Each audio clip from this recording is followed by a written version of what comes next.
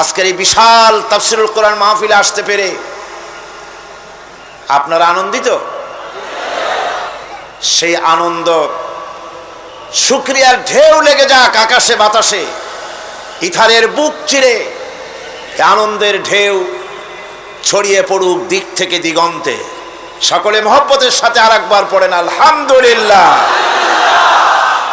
রব্বানা লাকাল হামদ হামদান কাসীরান তাইয়িবান মুবারাকান ফীহি ইয়া রাব্বি লাকাল হামদু কামা ইয়ানবাগি লিজালালি ওয়াজহিকা ওয়া আযীমি সুলতানিকা। আমরা আল্লাহ পাকের শেখানো ভাষা এবং রাসূল করিম সাল্লাল্লাহু আলাইহি ওয়াসাল্লামের শেখানো ভাষা দিয়ে মনিবের শুকরিয়া আদায় করে নিলাম, এই জন্যে যে তিনি যদি আমাদেরকে সুযোগ না দিতেন আমরা এই মাহফিলে আসতে পারতাম না। কথা ঠিক কিনা? এমনও তো হয়েছে 200, 400, 450 মাইল কিলোমিটার দূর থেকে, 500 কিলো দূর থেকে, বাংলাদেশের এক প্রান্ত থেকে লোকেরা বাসে করে কষ্ট করে এ মাহফিলে হাজির হয়েছেন। আবার এমনও হয়েছে এ মাঠের আশেপাশের এমনও থাকতে পারে বাসিন্দা, কিন্তু মাহফিলে আসা কপালে জোটে নাই। হয়তো তাস খেলতেছে, না হয় চায়ের দোকানে গপ্প করছে, না হয় পত্রিকা পড়ছে, না হয় কোথায় আড্ডা দিচ্ছে। তকদির খারাপ, এত বড় বিশাল মাহফিলে নিজেকে শরীক করা কিসমতে হলো না।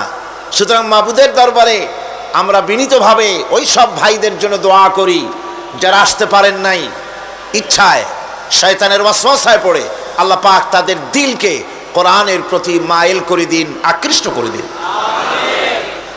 আজকের এই বিশাল মাহফিল, এই মানুষের স্রোত, এই মানুষের উত্তাল ঢেউ কি প্রমাণ করে? এই মানুষের উত্তাল ঢেউ প্রমাণ করে বাংলাদেশ কোরআনের জন্য, বাংলাদেশ কোরআনের জন্যে, বাংলাদেশের শাসন, এর আইন, এর সংবিধান, এর বেঁচে থাকা, এর মরে যাওয়া, এর স্বাধীনতা, এর সার্বভৌমত্ব সবটা আল্লাহ রাব্বুল আলামিনের কোরআনের জন্যে। আজকের এই বিশাল জনসমুদ্র, আল্লাহর কসম,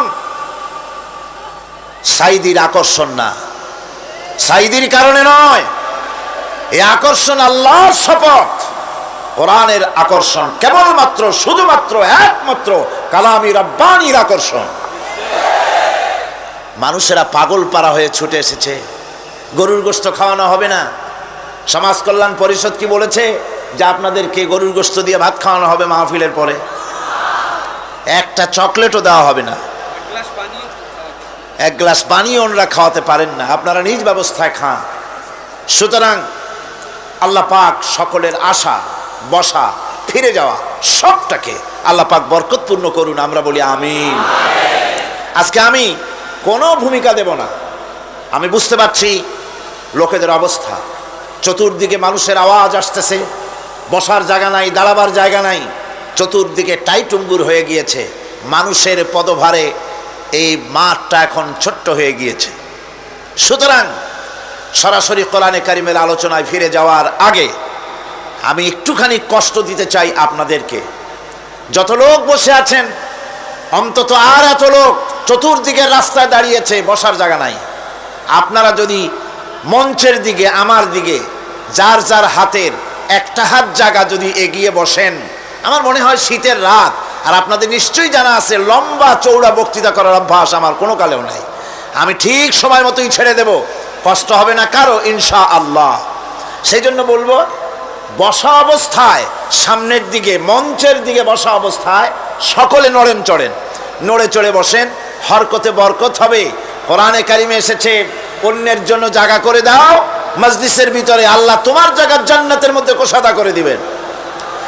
একটু জিকির করেন, লা ইলাহা ইল্লাল্লাহ, লা ইলাহা, জোরে করতে হবে, লা ইলাহা ইল্লাল্লাহ, লা ইলাহা ইল্লাল্লাহ, লা ইলাহা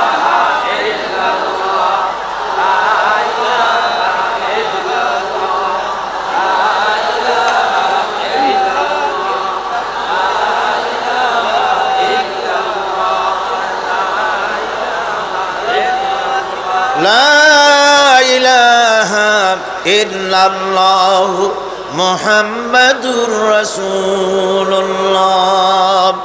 আলহামদুলিল্লাহ। আমি বলেছিলাম আপনাদেরকে একটু নড়ে চড়ে বসতে, আপনারা কষ্ট হচ্ছে আমি বুঝতে পারছি, তারপরেও আপনারা নড়ে চড়ে বসেছেন। মাবুদ আমাদের সকলের জায়গার জন্য জান্নাতের ভিতরে প্রশস্ত করে দেন, আমাদের কবরগুলিকে যেন আল্লাহ পাক প্রশস্ত করে দেন, আমাদের মা বাপের কবর জন্য আল্লাহ প্রশস্ত করে দেন। আমরা গত 4 দিন আলোচনা করেছি সূরা ফাতিহা, এক বিশাল মহাসমুদ্র। আমি ছোট্ট আলোচনা আপনাদের সামনে পেশ করেছি, সূরা ফাতিহার তাফসীরের হক আদায় করতে পারিনি, আমার পক্ষে সম্ভব নয়। আমি যাদের ছাত্র হওয়ার যোগ্যতা রাখি না, এ ধরনের অনেক বড় বড় মুফাসসিরিন কেরাম কোরআনে কারীমের তাফসীর লিখেছেন, কেউ বলতে পারেন নাই যে তাফসীর লেখার হক আদায় করছি, নতুন করে আর কোনো তাফসীরের দরকার নাই। কেউ বলতে পেরেছেন? পারেন না। সূরা ফাতিহা মহাসমুদ্রের চাইতেও মহাসমুদ্র। গোটা কোরআন শরীফে যা আছে সূরা ফাতিহায় সুবহানাল্লাহ কর। আসুন আমরা গতকাল তার আগের দিনের মতো আজও সূরা ফাতিহা শরীফ তেলাওয়াত করি। আমি অনুরোধ করব, রাস্তা থেকে কথার আওয়াজ আসতেছে, আপনারা যদি কথা বলেন তাহলে নীরবে যারা শুনছে তাদের শোনায় ব্যাঘাত হবে। আপনারা কি গুনাহ কামাই করতে এসেছেন না সওয়াব? যারা কথা বলবেন গুনাহ হবে, কি হবে? সুতরাং আপনারা আঙ্গুল দিয়ে কথা বলা যায়, ফিঙ্গার ল্যাঙ্গুয়েজ, আঙ্গুল দিয়ে কথা বলা যায়, ইশারায়, চোখের ইশারায় কথা বলা যায়। আঙ্গুল দিয়া, হাত দিয়া, চোখের ইশারায় কথা বলুন, মুখ দিয়া কথা বলা বন্ধ করুন, তা না হলে যারা বসে আছেন তারা শুনতে পারবেন না। সবাই গলা ছেড়ে দিয়ে মহব্বতের সাথে সকলে পড়েন আমার সাথে, আউযু বিল্লাহি মিনাশ শাইতানির রাজীম, বিসমিল্লাহির রাহমানির রহিম, আলহামদুলিল্লাহি রাব্বিল আলামিন, আর-রাহমানির রহিম, মালিকি ইয়াউমিদ্দিন, ইয়্যাকা না'বুদু ওয়া ইয়্যাকা নাস্তাঈন, ইহদিনাস সিরাতাল মুস্তাকিম, সিরাতাল্লাযীনা আন'আমতা আলাইহিম গায়রিল মাগদুবি আলাইহিম ওয়ালাদ-দাল্লিন। আমিন। সূরা ফাতিহা, এই সূরা ফাতিহার ইয়্যাকা না'বুদু ওয়া ইয়্যাকা নাস্তাঈন গতকাল আমরা আলোচনা করেছি। ইবাদতের উপরে আমরা 2 দিন আলোচনা করেছি। 2 দিনে আমরা কয়েক ঘন্টা সময় ইবাদতের উপরে আলোচনা করেছি। আমি আশা করি সে আলোচনায় ইবাদত সম্পর্কে আমাদের একটি ধারণা হয়ে গিয়েছে, ঠিক কিনা? এই ইবাদতের ধারণাটা আল্লাহ পাক আমাদের মধ্যে মজবুত করুক, আমরা যেন পরিপূর্ণরূপে আল্লাহ পাকের গোলাম, সত্যিকারের গোলাম হতে পারি, এ তৌফিক যেন আল্লাহ পাক আমাদেরকে দান করেন। সবাই বলি আমিন। ওয়া ইয়্যাকা নাস্তাঈন, এই ব্যাপারে গতকাল সামান্য কথা বলেছিলাম। আরেকটু কথা বলেই আমি ইহদিনাস সিরাতাল মুস্তাকিমের দিকে এগিয়ে যাব, বিমাশিয়াতিল্লাহ, বিইজনিল্লাহ, বিফাদলিল্লাহ। ইয়্যাকা না'বুদু, কেবলমাত্র আমরা তোমারই ইবাদত করি। ওয়া ইয়্যাকা নাস্তাঈন, আর কেবলমাত্র তোমারই কাছে সাহায্য যাচিয়া করি, তোমার কাছে সাহায্য প্রার্থনা করি, আর কারো কাছে সাহায্য চাই না। এই ব্যাপারটা ক্লিয়ার হতে হবে। সাহায্য আল্লাহ পাকের কাছেই চেতে হবে, ইবাদতের মধ্যে শরীক করা যাবে না, সাহায্য চাওয়ার ভেতরেও শিরক করা যাবে না। যা কিছু দেবার মালিক সবটা আল্লাহ পাক দিবেন, এ ব্যাপারে অন্য কেউ কিছু আমাকে সন্তান না হলে সন্তান দিতে পারে, তারপরে ব্যবসা বাণিজ্য উন্নতি করে দিতে পারে, এই জাতীয় চিন্তা ভাবনা যেন আমাদের ভিতরে না থাকে, কারণ শিরক মস্ত বড় গুনাহ। শিরক সম্পর্কে আল্লাহ পাক বলেছেন, হযরত লোকমান তার কথা কোরআন শরীফ কোট করেছে, লা তুশরিক বিল্লাহ ইন্না শিরকা লাযুলমুন আযীম। শিরক হচ্ছে মস্ত বড় অপরাধ, খবরদার শিরক করো না, মস্ত বড় জুলম, শিরক করো না। আল্লাহর নবী বলেছেন, যদি তোমাকে হত্যা করা হয়, যদি তোমাকে টুকরা টুকরা করে জ্বালিয়ে পুড়িয়ে ভস্ম করা হয়, খবরদার শিরক করবা না। শিরক যে ব্যক্তি শিরক করবে, জান্নাত তার জন্য হারাম হয়ে যাবে। আল্লাহ রাব্বুল আলামিন বলেন, ইন্নাহু মান ইউশরিক বিল্লাহি ফাকাদ হারামাল্লাহু আলাইহিল জান্নাতা ওয়া মাওয়াহুন নার ওয়া মা লিয-যালিমিনা মিন আনসার। যে ব্যক্তি আল্লাহ পাকের সঙ্গে যে কেউ হোক না কেন আল্লাহর সাথে যে শিরক করবে, আল্লাহ রাব্বুল আলামিন তার জন্য জান্নাতকে হারাম করে দিবেন। নাউযুবিল্লাহ পড়েন। তাকে আল্লাহ পাক জাহান্নাম দিবেন। কোথায় দিবেন? জাহান্নামের মধ্যে আল্লাহ পাক তাকে প্রবেশ করাবেন। সুতরাং এই শিরক হচ্ছে ক্ষমার অযোগ্য। আল্লাহ পাক শিরকের গুনাহ কখনো ক্ষমা করবেন না, একথা যেন আমাদের সকলেরই মনে থাকে। আল্লাহ ব্যতীত অন্য কাউকে ডাকা, কারো কাছে ফরিয়াদ করা, আল্লাহ সমকক্ষ মনে করা সম্পূর্ণরূপে শিরক।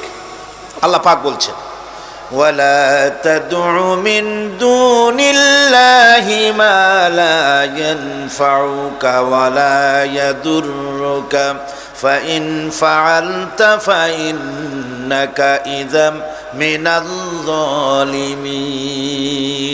আল্লাহকে ছেড়ে এমন কোন সত্তা কি দেখো না যারা তোমার কোনো উপকার করতে পারে না, তোমার কোনো ক্ষতিও করতে পারে না, তোমার কোনো উপকারও করতে পারে না।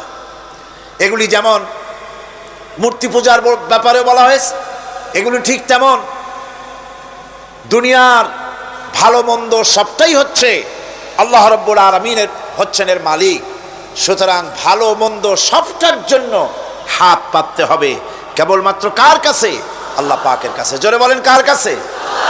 দেখুন আল্লাহ পাক তার রাসূলকে কি কথা বলছেন। আল্লাহ রাব্বুল আলামিন তার হাবিবকে বলছেন, ওয়াইয়ামসাসকাল্লাহু বিদুররিন ফালা কাশিফা লাহু ইল্লা হুয়া। আল্লাহ রাব্বুল আলামিন তিনি যদি তোমাকে কোনো বিপদ দেন, তাহলে পৃথিবীর এমন কেউ নাই যে সে বিপদ থেকে তোমাকে রক্ষা করতে পারে বা ঠেকাতে পারে। ওয়াইয়ুরিদকা বিখাইরিন ফালা রাদ্দা লিফাদলিহি। আর যদি আল্লাহ পাক আপনার কোনো ভালো করতে চান, উপকার করতে চান, তার থেকে সেই উপকার থেকে আপনাকে কেউ ফিরায় রাখতে পারবে না। তার মানে হলো আপনাকে যদি আল্লাহ ক্ষতি করতে চান, তা কেউ সেই ক্ষতি থেকে বাঁচাতে পারবেন না। আর যদি উপকার করতেও চান, তাও কেউ ঠেকাতে পারবে না। ভালো মন্দ যেটাই হোক সবটার মালিক হতেছেন আল্লাহ পাক। কে মালিক? আল্লাহ সুবহানাহু ওয়া তাআলা। এই কথাগুলি আমাদের কলিজার মধ্যে বদ্ধমূল হতে হবে। আমি এগুলি প্রায় প্রতি বছরই শিরকের ব্যাপারে কিছু না কিছু কথা বলি। তার কারণ হচ্ছে মূল আকীদা হচ্ছে আমাদের তাওহীদ। তাওহীদের উপরে প্রতিষ্ঠিত হতে হবে। একটা বিল্ডিং তৈরি করবেন, বিল্ডিংটার স্থায়িত্ব নির্ভর করবে আপনার সিমেন্ট ভেজাল কিনা। সিমেন্টের চাইতে যদি বালু বেশি দেন, পরিমাপের চাইতে যদি সিমেন্ট কম হয় বালু বেশি হয়, অথবা বালুতে সিমেন্টে যদি মাটি মিশানো থাকে, এ দিয়ে যদি কোনো বিল্ডিং তৈরি হয়, সামান্য ভূমিকম্প বা জোরে বাতাস আসলেই বিল্ডিংটা কাত হয়ে পড়ে যাবে, ঠিক কিনা? একটা বিল্ডিং টিকে থাকে তার ফাউন্ডেশনের উপরে, কিছুর উপরে টেকে, ফাউন্ডেশনের উপরে টেকে। অনুরূপভাবে ইবাদতের ফাউন্ডেশন, মুসলমানের ইমানের ফাউন্ডেশন তার তাওহীদের উপরে। তাওহীদ যত মজবুত, ইমান তত মজবুত, আকীদা তত মজবুত। আর এখানে যার অসুবিধা হয়ে যাবে, নড়বড়ে হয়ে যাবে, এই ইমান রূপ, ইবাদত রূপ, তাওহীদ রূপ এই ইমারত টিকতে পারবে না। সেই জন্য শিরক থেকে সম্পূর্ণরূপে আমাদেরকে বাঁচতে হবে। বন্ধুগণ, আমাদের দেশে মানুষেরা শিরকের মধ্যে বেশি মুবতালা হয়। বেদাতের ভিতরে বেশি পরিমাণ মুবতালা হয়। আর এক শ্রেণীর তথাকথিত আলেম এই শিরক এবং বেদাতের ব্যাপারে ওয়াজ করে জনগণকে উদ্বুদ্ধ করে তা করার জন্য। আমাদের দেশে বহুত মাজার আছে, যে মাজারগুলিকে গোসল করানো হয়, মাজার গোসল করানো হয়। আমি কি কোনো বানাইয়া কথা বলি না, এর বাস্তবতা আছে। মাজার গোসল করানো হবে, পীর সাহেবকেও গোসল করানো হবে, পত্রিকায় দিয়ে দেয়, পোস্টার ছাপানো হয়, হ্যান্ডবিল ছাপানো হয়, হাজার হাজার টাকা খরচ করে প্রচার করে লোকদেরকে দাওয়াত দেওয়া হয়। কবর ধোয়া পানি, পীর সাহেবের গোসল করানো পানি। পীর সাহেবের গোসল করাইলো, এই পানি শরীরের কত জায়গা ধুয়ে আসলো, সেই পানি বোতলে ভরে 5 টাকা করে কিনে কিনে লোকেরা খায়। নাউযুবিল্লাহ। এরপরেও ইমানের দাবি কি করে করবে মুসলমান? দুর্ভাগ্য এই মুসলমানের। গোসল শরীফ, নরজ শরীফ, তারপরে খসরজে কি সানাসুর নাকি খসরজ শরীফ, কি নাম হাবিজাবি বানাইছে আল্লাহই জানে। এখানেই শেষ নয়।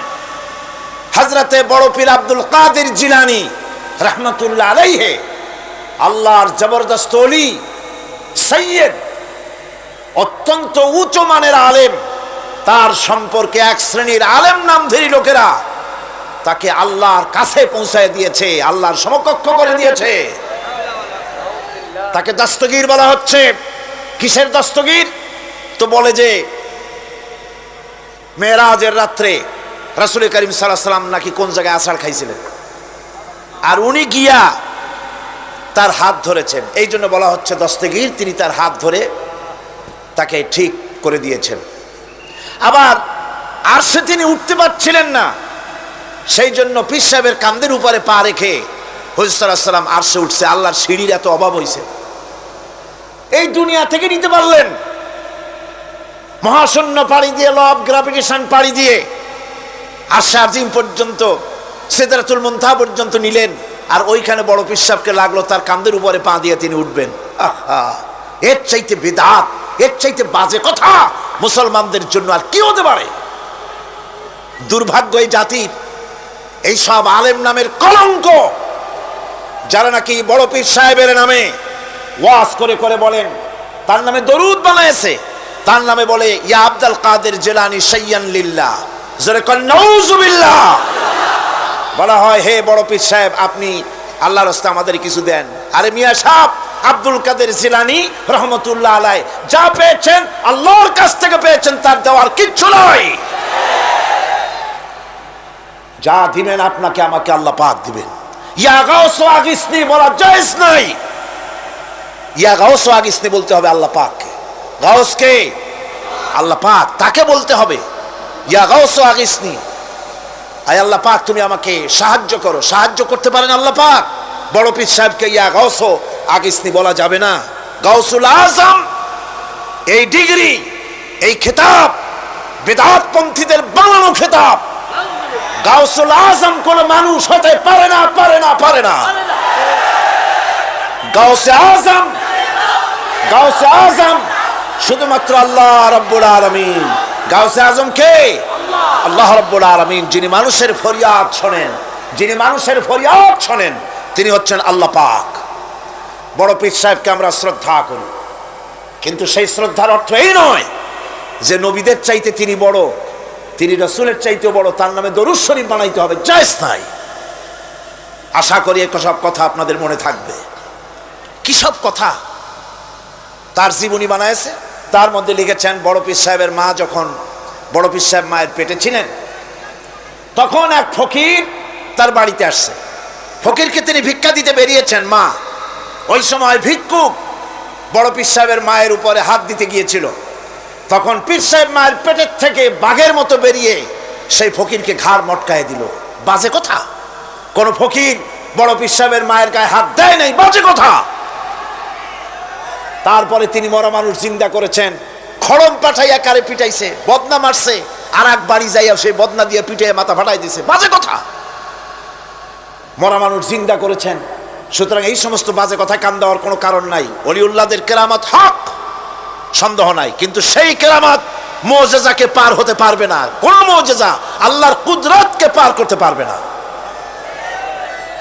সেই জন্য আমি কথাটা ক্লিয়ার করে দিতে চাই, নফল সুন্নতের উপরে যেতে পারবে না, সুন্নত ওয়াজিবের উপরে যেতে পারবে না, ওয়াজিব ফরজের উপরে যেতে পারবে না, ঠিক কিনা? আলেম ওলামা এর মর্যাদা, পীর আলেম ওলামাদের মর্যাদা হচ্ছে তাদের মর্যাদায় তারা আছেন। এদের মর্যাদা যত বড় পীর হোক, যত বড় আলেম হোক, সাহাবীদের সমকক্ষ হতে পারবে না, পারবে না, পারবে না।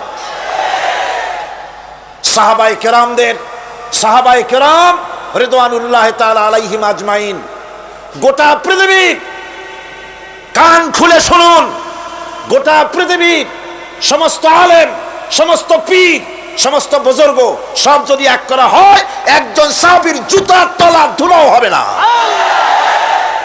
যাদের উপরে আল্লাহ সন্তুষ্ট, আর আল্লাহ যাদের উপরে সন্তুষ্ট, তারাই হচ্ছেন সাহাবায়ে কেরাম রিদওয়ানুল্লাহ তাআলা আলাইহিম আজমাইন। সুতরাং ওলামা পীর বুজুর্গ সাহাবীদের সমান নয়, সাহাবীরা কোনোদিন নবীর সমান নয়, আর নবীরা কোনোদিন আল্লাহর মর্যাদার সমকক্ষ নয়। কথা ক্লিয়ার হয়েছে? সুতরাং আজ আমাদেরকে বুঝতে হবে, ওয়া ইয়াকা নাস্তাইন, ইয়াকা নাবুদু, তোমার ইবাদত করি, ওয়া ইয়াকা নাস্তাইন, কেবল তোমার কাছেই সাহায্য চাই। খতমে গাউসিয়া বানাইছে, কোথায় পেয়েছেন? আমরা ওই ধরনের বুজুর্গদের কথা মানি না, যা কোরআনে নাই, যা হাদিসে নাই, নতুন করে যা তৈরি হয়েছে মানি না, মানি না। আমাকে দেখতে হবে কোরআনে আল্লাহ পাক কি বলেছেন, হাদিস কি বলেছে। এটার নাম ঈমান, এটার নাম কি? কোরআন হাদিস পড়ে যে ঈমান আর আকীদা রক্তের মধ্যে, কলিজার মধ্যে ঢুকেছে, আমাকে যদি হত্যা করা হয়, আমাকে যদি জ্বালানো হয়, পোড়ানো হয়, এই আকীদা থেকে এক চুল সরে যাব না। এখন আমাদেরকে এই আকীদা মজবুত করতে হবে, গোলামি করব আল্লাহর, সাহায্য চাইব আল্লাহর কাছে। এবার আসেন, আল্লাহ রাব্বুল আলামিন সূরা ফাতিহার ভিতরে, আমি বলেছিলাম এটা একটা অভিনন্দন পত্র। এটা কি? অভিনন্দন পত্র। বান্দা অভিনন্দন পত্র পেশ করতেছে কার কাছে? আল্লাহর কাছে। এই অভিনন্দন পত্রের কয়টা ভাগ ছিল? 3টা ভাগ। প্রথম ভাগে হলো প্রশংসা, দ্বিতীয় ভাগে পরিচয়। মাশাআল্লাহ, মনে আছে সকলের। এবার আসছে 3য় অধ্যায়। এবার মূল দাবি, প্রশংসা করেছি, পরিচয়ও দিয়েছি, আমরা তোমার বান্দা। এবার প্রশ্ন হচ্ছে, চাও কি? পরিচয় তো শুনলাম, চাও কি? আল্লাহ রাব্বুল আলামিন আমাদেরকে শিখাই দিলেন কত বড় মেহেরবান তিনি, কত দয়ালু তিনি। তার কাছে চাওয়ার ভাষাটাও তিনি আমাদের শিখাই দিলেন। জনগণ সুবহানাল্লাহ। রব্বুল আলামিন আমাদের শিখালেন, এভাবে চাও, ইহদিনাস সিরাতাল মুস্তাকিম সিরাতাল্লাযীনা আন'আমতা আলাইহিম গায়রিল মাগদুবি আলাইহিম ওয়ালাদ-দাল্লিন। আয় আল্লাহ, ইহদিনাস সিরাতাল মুস্তাকিম, একটা রাস্তা চাই, সহজ সরল সঠিক একটি পথ চাই তোমার কাছে। সেই পথটা চাই যে পথ হচ্ছে নিয়ামত প্রাপ্তদের, অভিশপ্ত এবং পথভ্রষ্টদের পথ নয়। যে পথ নিয়ামত প্রাপ্তদের, ওই ধরনের একটা পথ আমরা চাই। পথ দেখাবার মালিককে কোরআনে কারীম বলছে, আল্লাহ রাব্বুল আলামিন বলেন, ওয়া আলাল্লাহি কাসদুস সাবিলি ওয়া মিনহা জাইরুন ওয়ালাউ শাআ লাহাদাকুম আজমাইন। ওয়া আলাল্লাহি কাসদুস সাবিল, সোজা রাস্তা বলে দেওয়ার দায়িত্ব আমি আল্লাহর। সোজা রাস্তা বলে দেওয়ার দায়িত্ব কার? তিনি বলছেন, বলার দায়িত্ব আমার, সোজা রাস্তাটা আমি বলে দেব। আল্লাহ রাব্বুল আলামিনের কাছে বান্দা যখন রাস্তার দাবি করলো, সোজা পথ চাই, সহজ পথ একটা তোমার কাছে চাই, রব্বুল আলামিন সূরা ফাতিহার 7টা আয়াতের এই অভিনন্দন পত্রের জবাবে 30 পারা কোরআন শরীফ আল্লাহ পাক বান্দারে দান করে দিলেন। জবাবে বলে দিলেন, ওয়া আনিবুদুনি হাযা সিরাতুম মুস্তাকিম।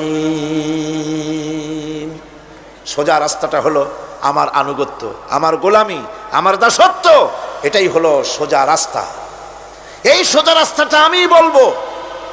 রাস্তা তো অনেক হতে পারে, কিন্তু সোজা রাস্তা বলে দেওয়ার দায়িত্ব কার? আল্লাহ পাকের।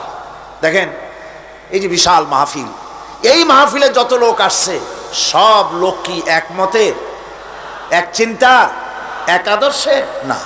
এই কয়েক লক্ষ জনতার ভেতরে হাজারো মতের লোক আছে, হাজারো চিন্তার লোক আছে, হাজারো আদর্শের লোক আছে। সব আদর্শ, সব চিন্তা, সব কি ঠিক? সবটাই কি নির্ভুল? না, সঠিক নির্ভুল একটা। কয়টা হয়? একটাই হয় মাত্র। এই জন্য আমি দৃষ্টান্ত দিতে গিয়ে বলি, অঙ্ক পরীক্ষা যেদিন হয়, ছেলেরা অঙ্ক পরীক্ষা যেদিন দেয়, সেই অঙ্ক পরীক্ষা দিতে গিয়ে অঙ্ক যারা ভুল করে তাদের ফলাফল কয় রকম হয় বলেন? হ্যাঁ, অনেক রকম হয়। আর যাদের অঙ্ক যাদের ঠিক হয় তাদের ফলাফল কয় রকম? একরকম। তার অর্থ কি? তার অর্থ হলো ভুলের পথ অনেক আর হকের পথ, বাতিলের পথ অনেক, ভুলের পথ অনেক, সঠিক এবং হক যেটা তার পথ হচ্ছে মাত্র একটা। এই জন্যে আল্লাহ রাব্বুল আলামিন তিনি সোজা রাস্তা বলে দেওয়ার দায়িত্বটা নিয়েছেন। কোরআন বলছে প্রত্যেকটি সৃষ্টির শুরু হতে শেষ পর্যন্ত 4টা স্তর পার হতে হয়। তার সর্বশেষ স্তর হলো হেদায়াত। 4টে স্তর পার হওয়ার সর্বশেষ স্তর হচ্ছে হেদায়াত। আল্লাযী খালাকা ফাসাওয়া ওয়াল্লাযী কাদ্দারা ফাহাদা। তিনি সকল বস্তুকে সৃষ্টি করেন এবং তারপর তার পরিমাপ, তার কর্মপথ, তার হেদায়েত তিনি দিয়ে দেন। তার মানে হচ্ছে তিনি সৃষ্টি করেন, সামঞ্জস্য রাখেন, পরিমাপটা ঠিক করেন এবং পথের নির্দেশ দেন। সৃষ্টি করেই ছেড়ে দেন না, তার হেদায়েত দিয়ে দেন, তার পরিমাপটা ঠিক করেন, সামঞ্জস্য করেন। কিরকম?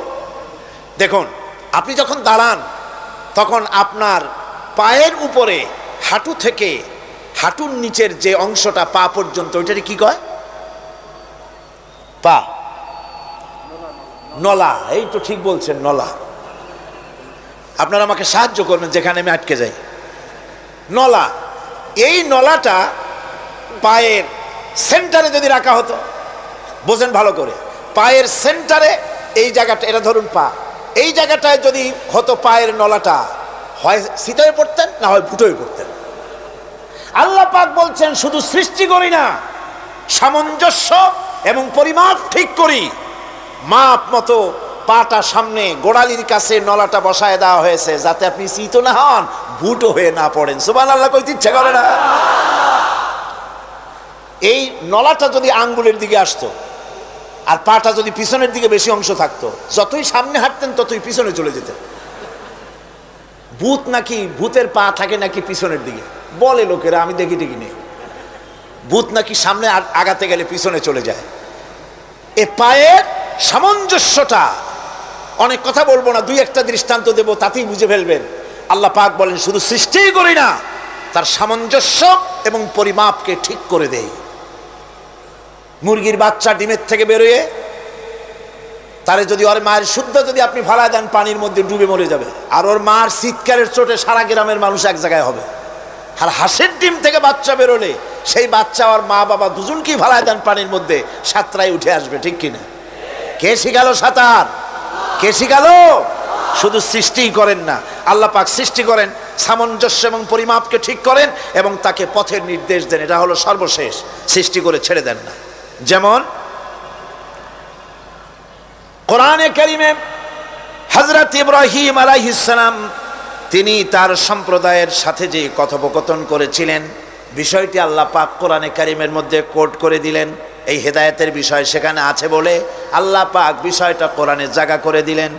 وَإِذْ قَالَ إِبْرَاهِيمُ لِأَبِيهِ وَقَوْمِهِ إِنَّنِي بَرَاءٌ مِّمَّا تَعْبُدُونَ إِلَّا الَّذِي فَطَرَنِي فَإِنَّهُ سَيَهْدِينِ।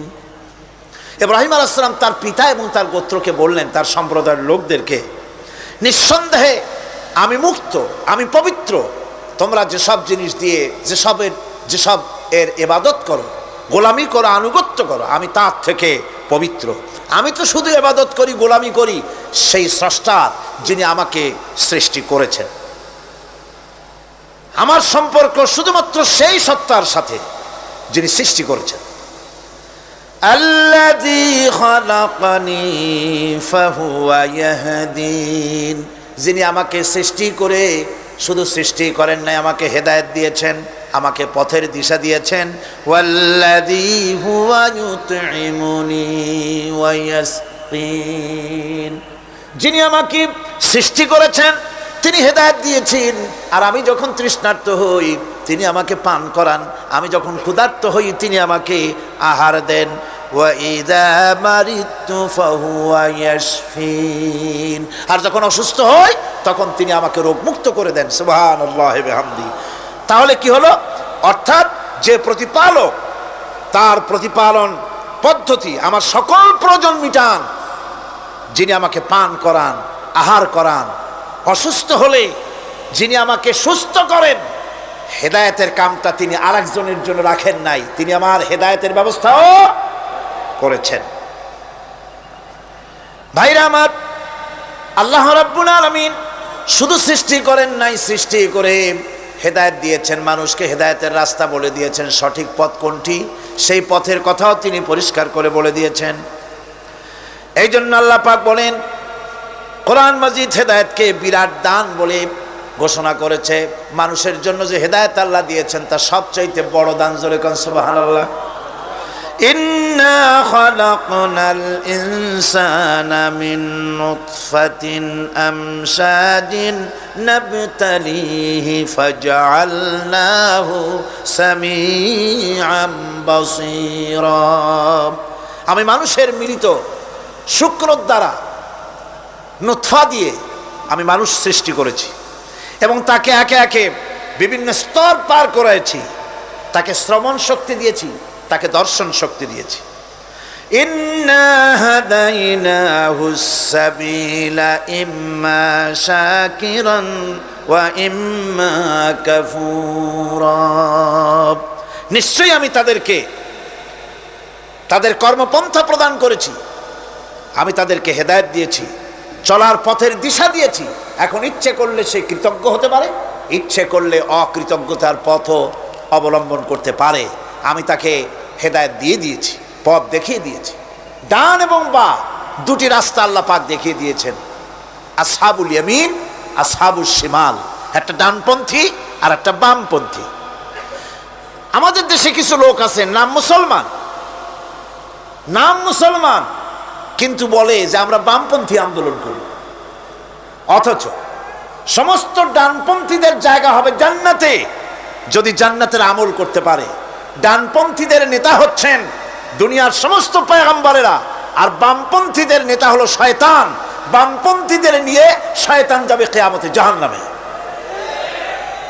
আল্লাহ পাক রাস্তা বলে দিয়েছে। আল্লাহ রাব্বুল আলামিন বলেন, আলাম নাজআল লাহু আইনাইনি ওয়া লিসানান ওয়া শাফাতাইন ওয়া হাদাইনাহুন নাজদাইন। আমি কি তোমাদের দুটি চক্ষু দেই নাই, দেখার জন্য দুটো চোখ দেই নাই? আমি কি তোমাদেরকে কথা বলার জন্য দুটো ঠোঁট দেই নাই? এরপরে আমি কি তোমাদেরকে ভালো মন্দ বোঝার জন্য আমি কি হেদায়েত দেইনি? ভালো মন্দ সবটা বোঝার জন্য আমি তোমাদেরকে হেদায়েত দিয়েছি। সুতরাং এই হেদায়েতের রাস্তা ছেড়ে দিয়ে তোমরা নিজেদেরকে গোমরাহির মধ্যে ডুবিয়ে দিও না। আমার দেওয়া হেদায়েতের রাস্তায় নিজেদেরকে পরিচালিত করার জন্য প্রচেষ্টা করো। আল্লাহ পাক বলেন, والذين جاهدوا فينا لنهدينهم سبلنا وإن الله لمع المحسنين। যারা আমাকে পাওয়ার জন্য সাধনা করেছে তাদের পথ প্রদর্শন করা আমার জন্য অবশ্য কর্তব্য। অন্য জায়গায় আল্লাহ পাক বলেছেন ওমান ইয়াত্তাকিল্লাহা ইয়াজআল লাহু মাখরাজা, যে ব্যক্তি আমাকে ভয় করে চলে, আমার প্রতি আশা করে, ভরসা করে, তার জন্য আমি রাস্তা তৈরি করে দিই। সুবহানাল্লাহি ওয়া বিহামদিহি। সুতরাং হেদায়েত আল্লাহ পাক দিয়েছেন, এমন নয় যে তিনি রাস্তা তৈরি করেন নাই। কোরআন খোদাই হেদায়েতের নাম দিয়েছে হুদা। খোদাই হেদায়েতের নাম কি? হুদা। এই কোরআনের এক নাম হচ্ছে, এই কোরআনের এক নাম কি? হুদা। কোরআন বলছি ফামান তাবিআ হুদায়া ফালা খাউফুন আলাইহিম ওয়ালা হুম ইয়াহজানুন। আমার এই কোরআন, এই হেদায়েত যারা মানবে, এটাকে যারা অনুসরণ করে চলবে, এটার আইন কানুন যারা মেনে চলবে, ওদের জন্য কোনো ভয় নাই, কোনো চিন্তাও নাই, কোনো ভয় নাই, কোনো চিন্তা নাই যারা এই কোরআনের হেদায়েতকে মেনে চলবে। আল্লাহর হেদায়েত হলো সবচেয়ে বড় হেদায়েত। আল্লাহ পাক বলছেন কুল ইন্না হুদাল্লাহি হুয়াল হুদা ওয়া উমিরনা লিনুসলিমা লিরাব্বিল আলামিন। হে রাসূল, আপনি বলুন আল্লাহর হেদায়েত হলো সবচেয়ে বড় হেদায়েত। অর্থাৎ আল্লাহ যে রাস্তা দিয়েছেন, আল্লাহ যে কোরআন দিয়েছেন, এর থেকে বড় হেদায়েত মানুষের জন্য আর কিছু হতে পারে না। আল্লাহ পাক বলেন ওয়ালান তারদা আনকাল ইয়াহুদু ওয়ালান নাসারা হাত্তা তাত্তাবিআ মিল্লাতাহুম কুল ইন্না হুদাল্লাহি হুয়াল হুদা। স্মরণ রাখুন হে নবী, ইহুদিরা, খ্রিস্টানেরা কিছুতেই আপনার প্রতি খুশি হবে না যতক্ষণ পর্যন্ত আপনি ইহুদি হবেন অথবা খ্রিস্টান হবেন। ওরা কোনোদিন মুসলমানদের উপরে রাজি হবে না, খুশি হবে না। মনে রাখতে হবে একমাত্র সঠিক পথ ইহুদিদের পথ সঠিক নয়, নাসারাদের পথ সঠিক নয়। আসল পথ হলো আল্লাহ পাকের পথ। কার পথ আসল? আসল রাস্তা, আসল পথটি আল্লাহ পাক কোরআনে কারীমের মধ্যে বিশদভাবে বলে দিয়েছেন। এবং ইহদিনাস সিরাতাল মুস্তাকিমের ব্যাপারে আল্লাহ পাক কোরআনে সাফ করে বলে দিয়েছেন যে আমি এর বিনিময় তোমাদেরকে কোরআন দিলাম। বস্তুত ইহদিনাস সিরাতাল মুস্তাকিম এর জবাব হলো ওয়া ইন্নাল্লাহা রাব্বি ওয়া রাব্বুকুম ফা'বুদুহু হাযা সিরাতুম মুস্তাকিম। নিঃসন্দেহে আল্লাহ তোমাদের এবং আমাদের রব, আর সুতরাং তারই উপাসনা করতে হবে। এটাই দ্বীনের সরল পথ, আর এটা কোনো নতুন পথ নয়। আল্লাহ যে পথটা দিয়েছেন রাসূল করিম সাল্লাল্লাহু আলাইহি ওয়াসাল্লামের মাধ্যমে, সেটা কি কোনো নতুন পথ? না। কোরআন বলছে এটা নতুন পথ নয়। শারা'a লাকুম মিনাদ দীন মা ওয়াসসা বিহি নূহান ওয়াল্লাযী আওহাইনা ইলাইকা ওয়া মা ওয়াসাইনা বিহি ইব্রাহিমা ওয়া মূসা ওয়া ঈসা আন আকিমুদ-দীন ওয়া লা তাতাফাররাকু ফীহি। শারা'a লাকুম মিনাদ-দীন, এই দিন তিনি তোমাদের জন্য সেই দিনই মনোনীত করেছেন যা হযরতে নূহ আলাইহিস সালাম এর উপরে তিনি ওসিয়ত করেছেন। যা ওসিয়ত করা হয়েছিল, নসিহত করা হয়েছিল হযরতে নূহ আলাইহিস সালামের প্রতি, তিনি মনোনীত করেছিলেন হযরত নূহ আলাইহিস সালামকে এই দিনকে প্রচার করার জন্য। আর যার উপরে চলার জন্য হযরত ইব্রাহিম, হযরতে মূসা, হযরত ঈসাকে নির্দেশ করা হয়েছিল। তাদের সকলের শিক্ষাই ছিল একটা, যে আল্লাহ পাকের দ্বীনকে প্রতিষ্ঠা করো, আর এই ব্যাপারে কোনো রকমই নিজেদের মধ্যে পার্থক্য, মত পার্থক্যের সৃষ্টি করো না।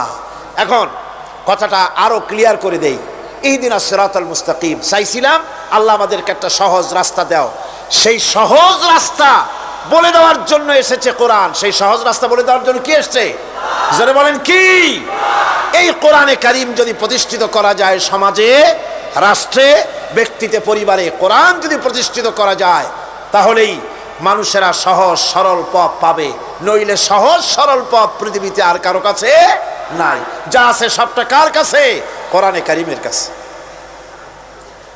এরপরে আমরা বলি সিরাতাল্লাযীনা আন'আমতা আলাইহিম গায়রিল মাগদুবি আলাইহিম ওয়ালাদ-দাল্লিন। রাস্তার থেকে মানুষেরা মাঠের ভিতরে নামার চেষ্টা করছেন, কিন্তু মানুষকে কষ্ট দেওয়া ছাড়া আর কিছুই হবে না। আমি অনুরোধ করছি, রাস্তা থেকে লোকেরা মাহফিলের ভেতরে ঢোকার চেষ্টা করবেন না। বিরাট রকমের ব্যাঘাত সৃষ্টি হবে। সকলে বসে পড়ুন, যিনি যে জায়গায় আছেন সেখানে বসুন, চাপ সৃষ্টি করবেন না, বসুন। আপনারা দাঁড়ালে আরো বিশৃঙ্খলার সৃষ্টি হবে। কোরআনের মাহফিল, খবরদার বেয়াদবি করবেন না, কেউ দাঁড়াবেন না। যারা দাঁড়িয়েছেন বসেন, আর জোরে সরে জিকির করেন লা ইলাহা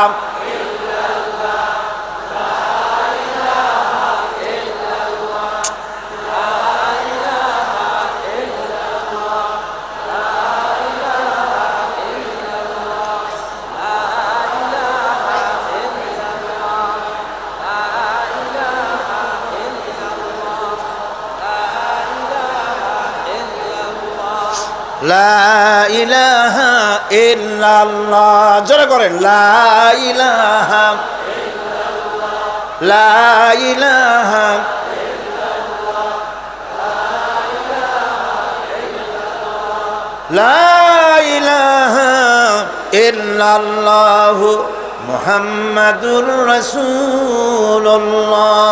আল্লাহ আল্লাহ আল্লাহ আল্লাহ আল্লাহ আল্লাহ আল্লাহ আল্লাহ।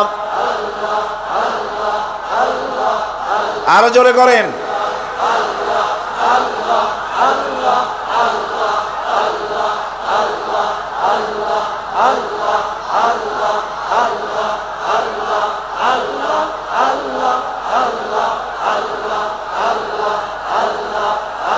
লা ইলাহা ইল্লাল্লাহ মুহাম্মাদুর রাসূলুল্লাহ। বন্ধুগণ, এত বড় বিশাল মাহফিল, পুলিশ, আর্মি কেউ এটাকে কন্ট্রোল করতে পারবে না। এটাকে কন্ট্রোল করার দায়িত্ব আল্লাহ পাকের। কার দায়িত্ব? আল্লাহর কাছে সাহায্য চাই। আল্লাহ পাক কোরআনের মাহফিল, কোরআন শোনার জন্য মানুষের কাছে সহজ করে দাও। জোরে কোন আমিন। প্রচন্ড রকমের মানুষের চাপ সৃষ্টি হয়েছে। আপনারা রাস্তা থেকে মানুষকে চাপাচাপি করবেন না, সবাই বসেন, হাঁটতে চেষ্টা করবেন না। এত বড় মাহফিল, আপনি হাঁটিয়া মানুষকে কষ্ট দিবেন না। যারা যেখানে দাঁড়ায়ছেন সেখানে বসেন, বরকত হবে। হাঁটলে গুনাহ হবে, হাঁটবেন না।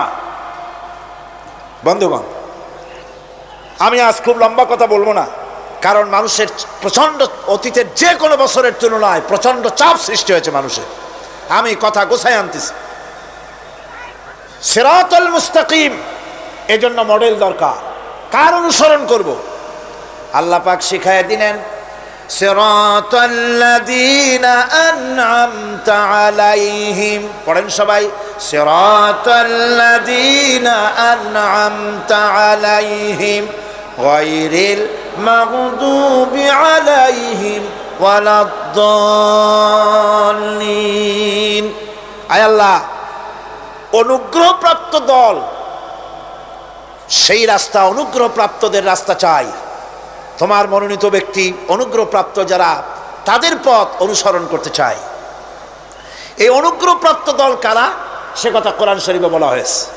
আল্লাহ রাব্বুল আলামিন বলেন, وَمَن يُطِعِ اللَّهَ وَالرَّسُولَ فَأُولَئِكَ مَعَ الَّذِينَ أَنْعَمَ اللَّهُ عَلَيْهِمْ مِنَ النَّبِيِّينَ وَالصِّدِّيقِينَ وَالشُّهَدَاءِ وَالصَّالِحِينَ وَحَسُنَ أُولَئِكَ رَفِيقًا। আর যে ব্যক্তি আল্লাহ এবং রাসূলের আনুগত্য স্বীকার করলো, নিঃসন্দেহে অনুগ্রহপ্রাপ্তদের সঙ্গী হলো। সেই অনুগ্রহপ্রাপ্ত কারা? নবীজির 4 শ্রেণীর লোক। কয় শ্রেণী বলেন সবাই, কয় শ্রেণী? নবীজিন, সিদ্দিকিন, শুহাদা, সালিহিন। এই 4 শ্রেণীর লোক হচ্ছে আল্লাহ পাকের অনুগ্রহপ্রাপ্ত লোক। কোন আলহামদুলিল্লাহ।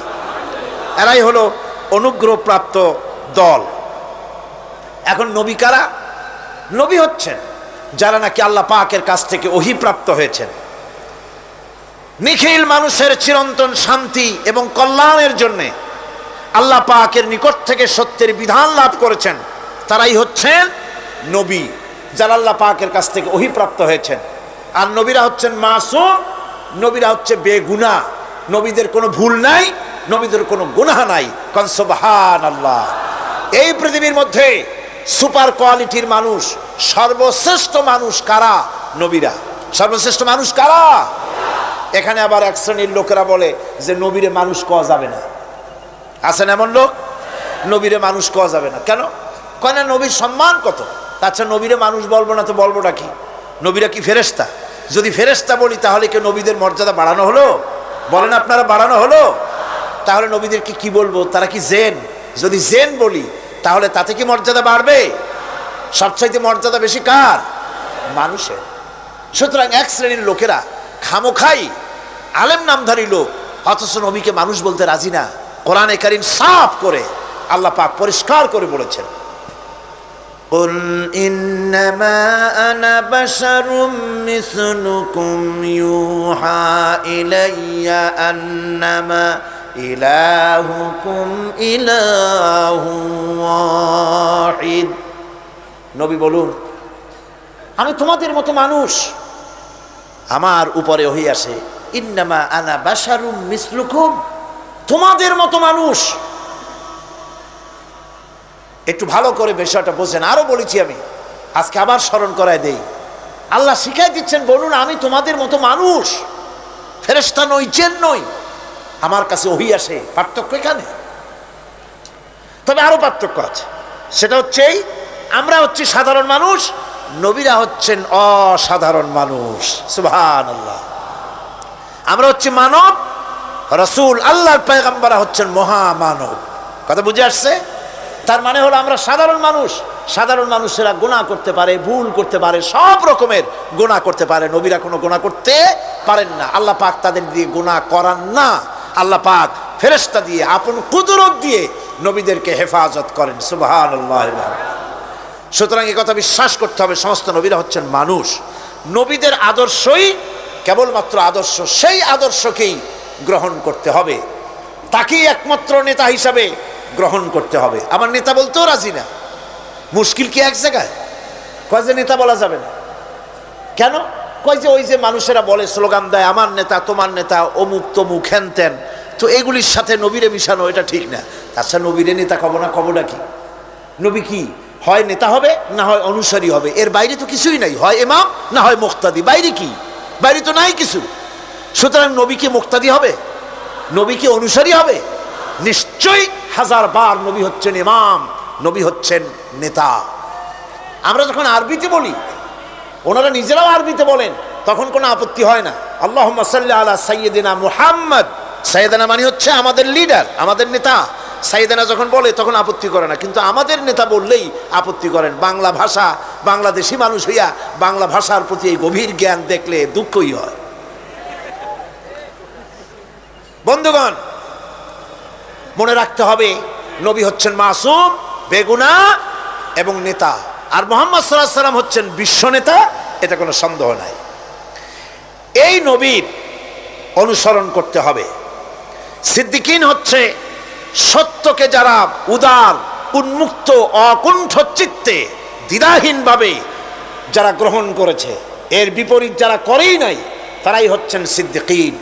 হযরতে, যেমন একটা দৃষ্টান্ত, হযরতে আবু বকর সিদ্দিক রাদিয়াল্লাহু তাআলা আনহু, মেরাজ থেকে হুজুর ফিরে এসেছেন সকালবেলায়, ফজরের নামাজ পড়ে বসেছেন কাবা শরীফে, তিনি বসে আছেন।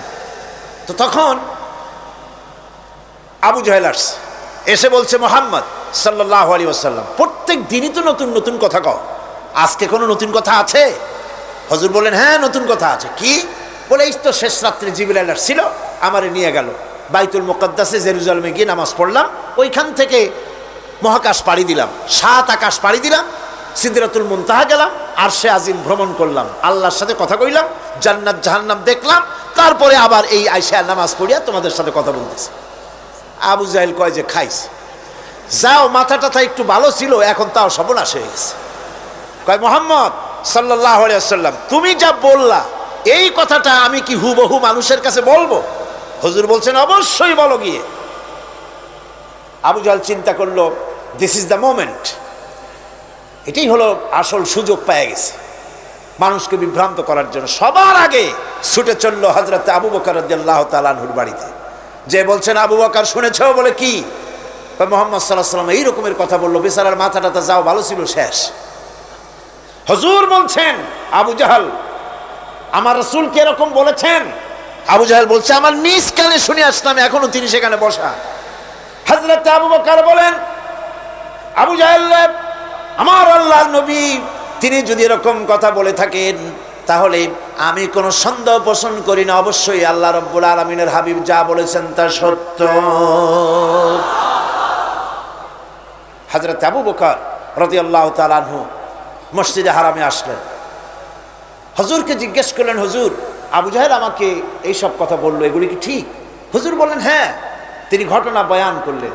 হযরত আবু বকর বললেন, হে রাসূল, আপনি যা বলেছেন সত্য বলেছেন, আপনার মেরাজ ঠিক হয়েছে, সঠিক হয়েছে, সন্দেহ নাই। হুজুর বলেন, আবু বকর তুমি তো শুধু আবু বকর নাও, তুমি সিদ্দিক। সত্যকে যারা অকুণ্ঠ চিত্তে দ্বিধাহীন ভাবে যারা সত্যের সামনে মাথা নত করেছে, গ্রহণ করে নিয়েছে, দ্বিমত পোষণ করে নাই, কোন রকমের দুষ্ট বুদ্ধির আশ্রয় গ্রহণ করেনি, উল্টাপাল্টা করেনি, এই সমস্ত মানুষেরই হলো সিদ্দিক। আর এদের দলকেই সিদ্দিকিন বলা হয়। তাহলে নবিয়্যিন, সিদ্দিকিন, এনারা হচ্ছেন নেয়ামত প্রাপ্ত। 3 নম্বরে হচ্ছে শুহাদা, সত্যকে যারা সত্যের সাক্ষী দিয়েছে, সত্যের সাক্ষ্যদাতা। সত্য হচ্ছে ইসলাম। সত্য কি? ইসলাম। সত্য হচ্ছে আল্লাহ, সত্য হচ্ছে নবী, সত্য হচ্ছে কোরআন, সত্য হচ্ছে হাদিস। এই মহাসত্যকে যারা স্বীকৃতি দিয়েছে, নিজেদের কথা দিয়ে, কাজ দিয়ে, ধন দিয়ে, সম্পদ দিয়ে, এমনকি নিজের জীবনটা এই রাস্তায় বিলিয়ে দিয়ে মহাসত্যের চিরস্থায়ী সাক্ষী দিয়ে দুনিয়া থেকে যারা বিদায় হলেন, ওনারা হচ্ছেন শহীদ। আজ রাস্তাঘাটে শহীদ হয়, যার তার নামের আগে শহীদ বসায় দেয়। শহীদ এত সোজা জিনিস নয়। আল্লাহর রাস্তায়, ধর্মের জন্য, ইসলামের জন্য, আল্লাহর জন্য, কোরআনের জন্য, রাসূলের জন্য যারা জীবন দেন, তারাই হচ্ছে শহীদ। এই শহীদদের মর্যাদা আল্লাহ রাব্বুল আলামিন এত বেশি মর্যাদা দান করেছেন।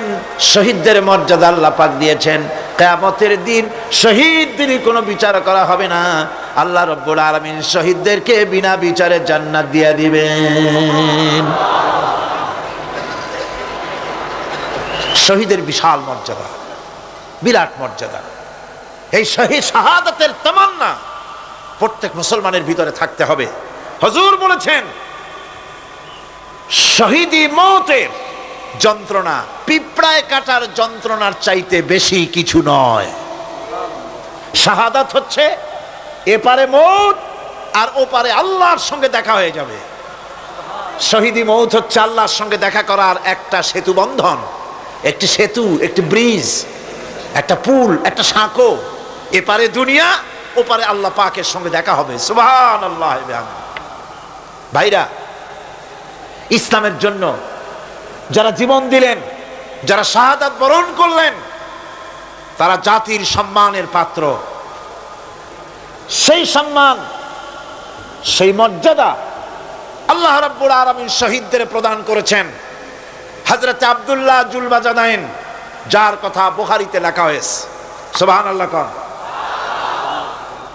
যুবক মানুষ, ইসলাম কবুল করেছেন। ইসলাম কবুল করতে গিয়ে বাড়ি ঘর, জায়গা জমি কিছুই ছিল না। ছোট্ট অবস্থায় বাবা মারা গেছে, চাচার ঘরে লালিত পালিত হচ্ছিলেন। এরপরে রাসূলের প্রতি ঈমান আনবেন, চাচার ভয়তে পারেন না। হুজুর হিজরত করলেন। আব্দুল্লাহ তার নাম ছিল, আব্দুল উজ্জা। তিনি চলে গেলেন চাচার কাছে। চাচা গো, মুহাম্মদ সাল্লাল্লাহু আলাইহি ওয়াসাল্লাম আল্লাহর নবী, ব্যাপারে তোমার মত কি? তিনি বলেন, আমারও তো তাই মনে হয়। যদি তাই মনে হয় তার উপর ঈমান আনবেন কিনা? চাচা বলে, না, কখনো ঈমান আনবো না। ভাতিজা বলতেছেন, চাচাজি, বছরের পর বছর ধরে অপেক্ষা করতেছিলাম, আমি আপনার অধীনে আছি বলে ইসলাম কবুল করতে পারি নাই। আমার ইচ্ছা ছিল আপনি আগে করবেন, তারপরে আপনাকে দেখা দেখি আমি করব। কিন্তু আপনি যখন ইসলাম কবুল করলেন না, আর করবেন না বলে যখন ঘোষণা দিলেন, আপনাকে উপস্থিত রেখে আমি ঘোষণা দিলাম, লা ইলাহা ইল্লাল্লাহু মুহাম্মাদুর রাসূলুল্লাহ। চাচা বলছে, ভাতিজা, এর পরিণাম জানো? কয়, না, জানি না। এর পরিণাম হচ্ছে তুমি আমার বাড়িতে থাকো, আমার বাড়ি ছাড়তে হবে। বললেন, রাজি আছি। উট ছাগল ভেড়া ঘোড়া যা দিছি ছাড়তে হবে। বলছে, রাজি আছি।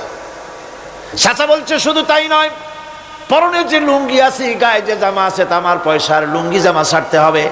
ভাতিজা বলছে, ঈমানের জন্য যা চাও সব ছাড়িয়ে দেব। জামা লুঙ্গি খুলে ফেলে দিয়ে দিলেন। হাদিস। তিনি চলে গেলেন মায়ের কাছে ওই অবস্থায়। মা এই যুবক ছেলেকে উলঙ্গ অবস্থায় দেখে 2 হাত দিয়ে নিজের চোখ চেপে ধরেছেন। বাবা, তোমার এই অবস্থা কেন? ছেলে বলছেন, মা, ঈমান আনার কারণে আমার এই অবস্থা হয়েছে। মা বলে, বাবারে, কি চাও আমার কাছে? আব্দুল উজ্জা বলছে, মা, কিচ্ছু চাই না, একটুখানি কাপড় আমারে দাও, আমি বিশ্ব নবী মুহাম্মদ সাল্লাল্লাহু আলাইহি ওয়াসাল্লামের খেদমতে যেতে চাই। মায়ের কাছে পুরানা কম্বল ছিল, কম্বলটা তিনি দিয়ে দিলেন। হযরতে, এখনো তো সে মুসলমান হয়নি, ওই কম্বলটা ছিঁড়ে নিয়ে 2 টুকরা করে কম্বলটা পরলেন, আদাটা, তাতে করে হাঁটু ঢাকে না, আর একটা কোনো রকম গায়ে দিলেন। এরপরে হেঁটে হেঁটে কষ্ট করে মদিনায় চলে গেলেন। মসজিদে নববীর ভিতরে ঢুকে দরজার কাছে বসা বিশ্বনবী জনাবে মুহাম্মদুর রাসূলুল্লাহ সাল্লাল্লাহু আলাইহি ওয়াসাল্লাম মসজিদে নববীতে, যুবক, হাঁটুর উপরে কাপড়, মাথার চুল উস্কো খুস্কো চেহারা, ক্ষুধার্ত চেহারা। হুজুর জিজ্ঞেস করছেন, তুমি কে? তিনি বললেন, আমার নাম আব্দুল উজ্জা। তোমার এই অবস্থা কেন? তিনি বললেন, হুজুর, ঈমান আনার জন্য বাড়ি ঘর জায়গা জমিন উট বাছুর সব হারাইছি, এমনকি পরনের লুঙ্গিও আমার দেয় নাই, মার কম্বলটা ছিঁড়িয়ে এনেছি। নবীজি আসহাবে সুফফার ভিতরে তাকে বসতে দিলেন, তাকে থাকতে দিলেন, আর বললেন, তারে কোরআন শরীফ শিখাবা। আব্দুল উজ্জাকে হুজুর বললেন, তোমার নাম উজ্জা নয়, তোমার নাম আব্দুল্লাহ। হাদিস শরীফে এসেছে, আল্লাহর কাছে 2টা নাম বেশি প্রিয়, একটা হচ্ছে আব্দুল্লাহ, আর একটা হচ্ছে আব্দুর রহমান। মুসলমান হলেন। এরপরে আসহাবে সুফফার মধ্যে বসে আছেন, কোরআন শরীফ জোরে জোরে তেলাওয়াত করেন। আসহাবে সুফফা রাসূলের কাছে নালিশ করলেন, অভিযোগ করলেন, হুজুর, এই আব্দুল্লাহর কোরআন শরীফ এত জোরে পড়ে, তার চিল্লানির জ্বালায় আমরা বিশ্রাম করতে পারি না। নবীজি বললেন, সাহাবীরা, আব্দুল্লাহকে বেশি করে চিল্লাইতে দাও, বাধা দিও না, কারণ তার ঈমান বড় দামের ঈমান হয়েছে, ঈমান আনতে গিয়ে কিছু আনতে পারে নাই, তাকে বাধা দিও না, প্রাণ ভরে চিল্লাইতে দাও, জোরে জোরে পড়তে দাও। ইতিমধ্যে তাবুকের যুদ্ধের রণদামামা বেজে উঠেছে। রোমান সৈন্যরা হুজুরের সঙ্গে যুদ্ধ করবে, জিহাদ করবে, ইসলামকে পরাজিত করার জন্য তারা আক্রমণের প্রস্তুতি নিল। নবীজি রোমানদের সঙ্গে লড়াই হবে বলে সাহাবায়ে কেরামদের কাছে সাহায্য চাইলেন, যার কাছে যা আছে অস্ত্রপাতি জমা করো, টাকা দাও, পয়সা দাও। সবাই মিলে দিতে লাগলেন। দিতে দিতে মহিলারা গলার হার, নাকের ফুল, কানের দুল হুজুরের সামনে স্তূপ হয়ে গেছে, টাকা কড়ি, সোনা দানা সব শুদ্ধ। হুজুর বলছেন, সাহাবীরা, সবাই তো সব জিনিস দিলে, আমার আবু বকর রে দেখি না কেন? হযরত আবু বকর রাদিয়াল্লাহু তাআলা আনহু একটা পিলারের আড়ালে দাঁড়ানো ছিলেন। হুজুরের ডাক শুনে তিনি আসলেন, হাতে ছোট্ট একটা থলি, চোখে পানি। থলিটা হুজুরের হাতে তুলে দিলেন। হুজুর থলি ছাড়লেন, দেখা গেল কয়েকটা দিরহাম আর কয়েক কেজি গম, আর কিছু নাই। হুজুর তাকালেন, দেখছেন আবু বকর রাদিয়াল্লাহু তাআলা আনহু চোখের পানিতে দাড়ি ভিজে ভিজে পড়তেছে। হুজুর বললেন, আমার সাহাবীরা, আজ তোমরা সকলে মিলে যে দান করেছো, সেই দানের তুলনায় আবু বকর যে দান করেছে আল্লাহ রাব্বুল আলামিনের কাছে তা বেশি মূল্য হয়েছে। মনের মধ্যে অনেকের প্রশ্ন জাগলো, কেমন করে তা হলো? আমরা এত এত দিলাম। হুজুর জিজ্ঞেস করলেন, ও সাহাবী, তুমি কত দিয়েছো, বাড়ি কত আছে? তিনি বললেন, এত দিছি, এত আছে। তুমি কত দিয়েছো, কত রেখে এসেছো? প্রত্যেকে এরকম বলল। হযরতে ওসমান, হযরতে ওমর, হযরতে আলী রিদওয়ানুল্লাহ তাআলা আলাইহিম আজমাইন, তারাও বললেন, অর্ধেক এনেছি, অর্ধেক থুয়ে আসছি, 2 ভাগ এনেছি, 1 ভাগ রেখে আসছি। সব শেষে নবীজি হযরত আবু বকর রাদিয়াল্লাহু তাআলা আনহুকে প্রশ্ন করলেন, আবু বকর, তুমি কি এনেছো আর বাড়ি কি রেখে এসেছো? হযরত আবু বকর বলেন, ইয়া রাসূলুল্লাহ, ইয়া হাবিবাল্লাহ, আমার বাড়িতে জাগতিক সম্পদ বলতে যা বুঝায় সবটুকু এনে নবীজির কদম মোবারকে দান করে দিয়েছি। আবু বকরের ঘরে এখন আল্লাহ আর তার রাসূল ছাড়া কোনো জিনিস বাকি নাই, যা ছিল সব এনেছি। হুজুর জিহাদে রওনা হলেন 30,000 সৈন্য সাথে, 30 সহস্র সৈন্য নিয়ে নবীজি তাবুকের দিকে চললেন। পথের মধ্যে হযরত আব্দুল্লাহ এসে হুজুরের সামনে দাঁড়ায় গেছেন। আব্দুল্লাহ এসে বলেন, ইয়া রাসূলুল্লাহ, একটু দাঁড়ান। এই জিহাদে মেয়ে লোক পুরুষেরা সাহাবীরা সবাই প্রাণ ভরে দান করলো, কিন্তু আমি এমন এক বান্দা, আল্লাহর কিছুই দিতে পারলাম না। আমার তো দেওয়ার মতো কিছুই নাই হুজুর, আমার দেওয়ার মতো কিছুই নাই। তবে আমি আপনার কাছে দোয়া চাই, আপনি দোয়া করুন, আমি যেন এই যুদ্ধে, এই জিহাদের ময়দানে আমি যেন শহীদ হতে পারি। নবীজি বললেন, একটু বাকল নিয়ে আসো গাছের। একটা গাছের বাকল আনা হলো। এই বাকলটা হুজুর নিজ হাতে আব্দুল্লাহর হাতে বাঁধা দিলেন আর বললেন, রব্বুল আলামিন, আমি আব্দুল্লাহর রক্ত কাফেরদের জন্য হারাম করে দিলাম। হযরত আব্দুল্লাহ কেঁদে জারজার হয়ে যাচ্ছেন, বলছেন, ইয়া রাসূলুল্লাহ, আমি চাইলাম শহীদ হব, আর আপনি আমার রক্তকে কাফেরদের জন্য হারাম করে দিলেন। হুজুর বলেন, আব্দুল্লাহ রে, এখন যদি তোমার মৃত্যু জ্বরের ভিতরে হয়, আল্লাহ রাব্বুল আলামিন তোমারে শাহাদাত নসিব করে দিবেন। তাবুকের ময়দানে হুজুর চলে গেলেন। কয়েকদিন পরে খবর আসলো হুজুরের কাছে, আব্দুল্লাহ কয়েকদিন জ্বর ভোগ করে আব্দুল্লাহ মারা গিয়েছেন। হুজুর বললেন, তার জানাজার ব্যবস্থা করো, কাফন দাফনের ব্যবস্থা করো। ব্যবস্থা হয়ে গেল। রাতের বেলায় দাফন হবে। একজন লোক কবরের কাছে দাঁড়ায় টিম টিম করে একটা আলো নিয়ে দাঁড়ায় আছে, আর একজন লোক কবরের ভিতরে নেমেছেন। 2 ব্যক্তি লাশ 2 হাতে উঁচু করে নিয়ে আসতেছেন কবরের কাছে। যিনি কবরের ভিতরে দাঁড়ানো, তিনি বলতেছেন, লাশ বহন করে তোমরা যে 2 জন আনতেছো, লাশের সাথে খবরদার বেয়াদবি করো না, তোমাদের ভাইয়ের সঙ্গে আদব করো। এই বলে কবরের ভিতরে যিনি দাঁড়িয়েছিলেন, তিনি লাশটারে ধরলেন। কবরের ভিতরে দাঁড়িয়ে যিনি লাশ ধরেছেন, লাশকে কবরে শোয়াই দিয়েছেন, তিনি আর কেউ নন, তিনি বিশ্ব নবী মুহাম্মদুর রাসূলুল্লাহ। নিজের হাতে হযরত আব্দুল্লাহকে শোয়াই দিলেন। লাশ বহন করে যে 2 জন আনলেন, তার একজন হলেন হযরত আবু বকর আর একজন হযরত ওমর রাদিয়াল্লাহু তাআলা আনহুমা।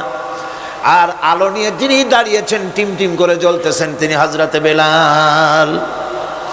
কবরের ভিতরে হযরত আব্দুল্লাহকে শুইয়ে দিয়ে উপরে মাটি দিয়ে নবীজি কবরের 2 দিকে হাত দিয়া আল্লাহ রাব্বুল আলামিনের দরবারে ফরিয়াদ তুললেন, রব্বুল আলামিন, আমি আজকে সন্ধ্যা পর্যন্ত এই আব্দুল্লাহর প্রতি রাজি ছিলাম, খুশি ছিলাম। আল্লাহ গো, তুমি আব্দুল্লাহর প্রতি রাজি হয়ে যাও। হযরত ইবনে মাসউদ রাদিয়াল্লাহু তাআলা আনহু পাশে দাঁড়ানো ছিলেন। চিৎকার দিয়ে কেঁদে কেঁদে বললেন, আয় আল্লাহ তাআলা, এই কবরের ভিতরে আজকে আব্দুল্লাহর লাশটা না হইয়া যদি আমার লাশ হতো, আমার ভাগ্যটা খুলে যেত।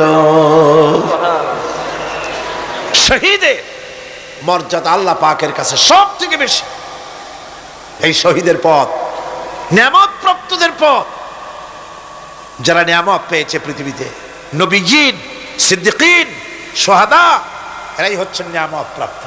আল্লাহর রাস্তায় জীবন দেওয়ায় যে মজা, পৃথিবীতে আর কোনো কিছুতে সেই মজা নাই। হযরত ওমর রাদিয়াল্লাহু তাআলা আনহু দোয়া করতেন, আল্লাহুম্মা রযুকনি শাহাদাতান ফি সাবিলিক ওয়াজআল মাউতি ফি বালাদি রাসূলিক। আয় আল্লাহ, তুমি আমাকে শাহাদাতের মত আমাকে দান করো। শাহাদাতের তামান্না প্রত্যেকটি মুসলমানের ভেতরে থাকতে হবে। শহীদ হওয়া যাবে ইসলামের জন্য। সময় হয়তো আসতে পারে, হয়তো এমন সময় আসতে পারে যখন কোরআনের মর্যাদাকে টিকে রাখার জন্য, সুন্নতে নববীকে টিকে রাখার জন্য জান দেওয়া লাগতে পারে। তখন কি আপনারা জীবন দিতে পারবেন?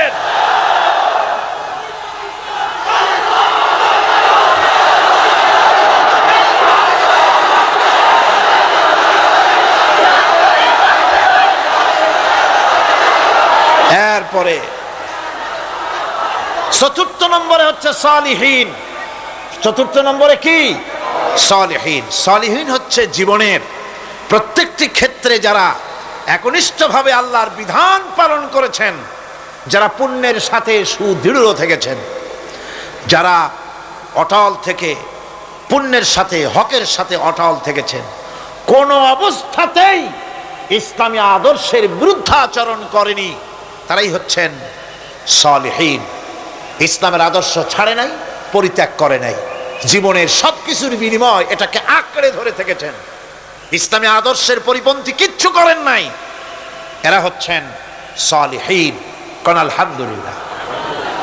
আল্লাহর অনুগ্রহ প্রাপ্ত কয় শ্রেণী? 4 শ্রেণী। নবীজিন, সিদ্দিকিন, শুহাদা, সালিহিন।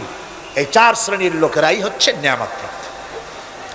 আমরা বলেছি সিরাতাল্লাযীনা আন'আমতা আলাইহিম গায়রিল মাগদুবি আলাইহিম ওয়ালাদ-দাল্লিন।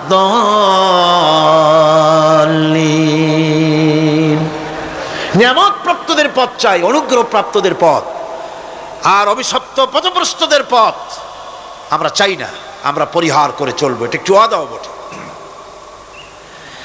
যারা অভিশপ্ত, যারা পথভ্রষ্ট, ওরা কারা? মাগদুব এবং দল্লিন।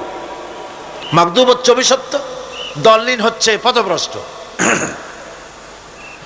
দুনিয়ার সমস্ত মুফাসসিরিন, মুহাদ্দিসিন সব একমত, মাগদুব হচ্ছে ইহুদিরা। মাগদুব কারা? বলেন না কারা? আর দল্লিন, অভিশপ্ত কারা? খ্রিস্টানেরা। বলেন কারা? একটুখানি জোরে সোরে দরুদ শরীফ পড়েন। সালাতুন ইয়া রাসূলুল্লাহ আলাইকুম, সালামুন ইয়া হাবিবাল্লাহ আলাইকুম। জোরে পড়েন।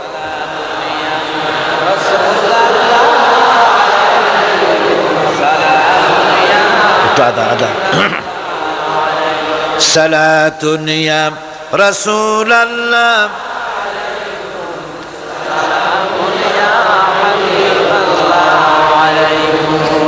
ভাইরা, ইহুদিদের অভিশপ্ত হওয়ার কারণটা কি? আল্লাহ রাব্বুল আলামিন বলেন, শোনো কারণ কি।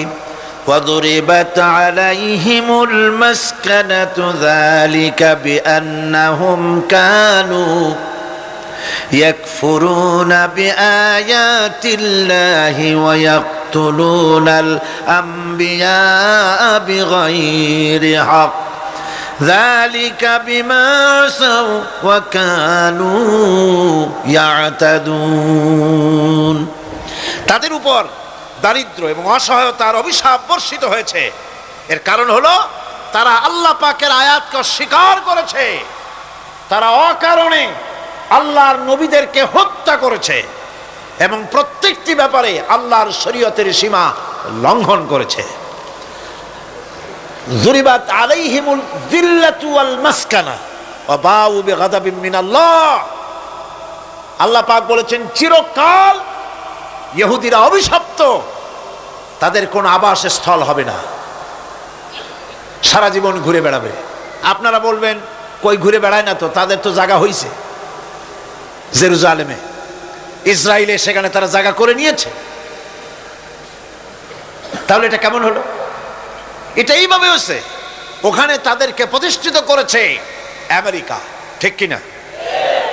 আল্লাহ পাক কোরআন শরীফের মধ্যে বলেছেন, যদিও মানুষের সাহায্যে কোনো জায়গায় তাদেরকে আল্লাহর ইচ্ছায় অথবা মানুষের সাহায্যে কোথাও যদি জায়গা হয়ও, অপমানের জীবন যাপন করতে হবে সারাটা জীবন, কিয়ামত পর্যন্ত দুঃখে দুঃখে মরতে হবে, দেশে দেশে ঘুরে বেড়াতে হবে ভিক্ষুকের মতো।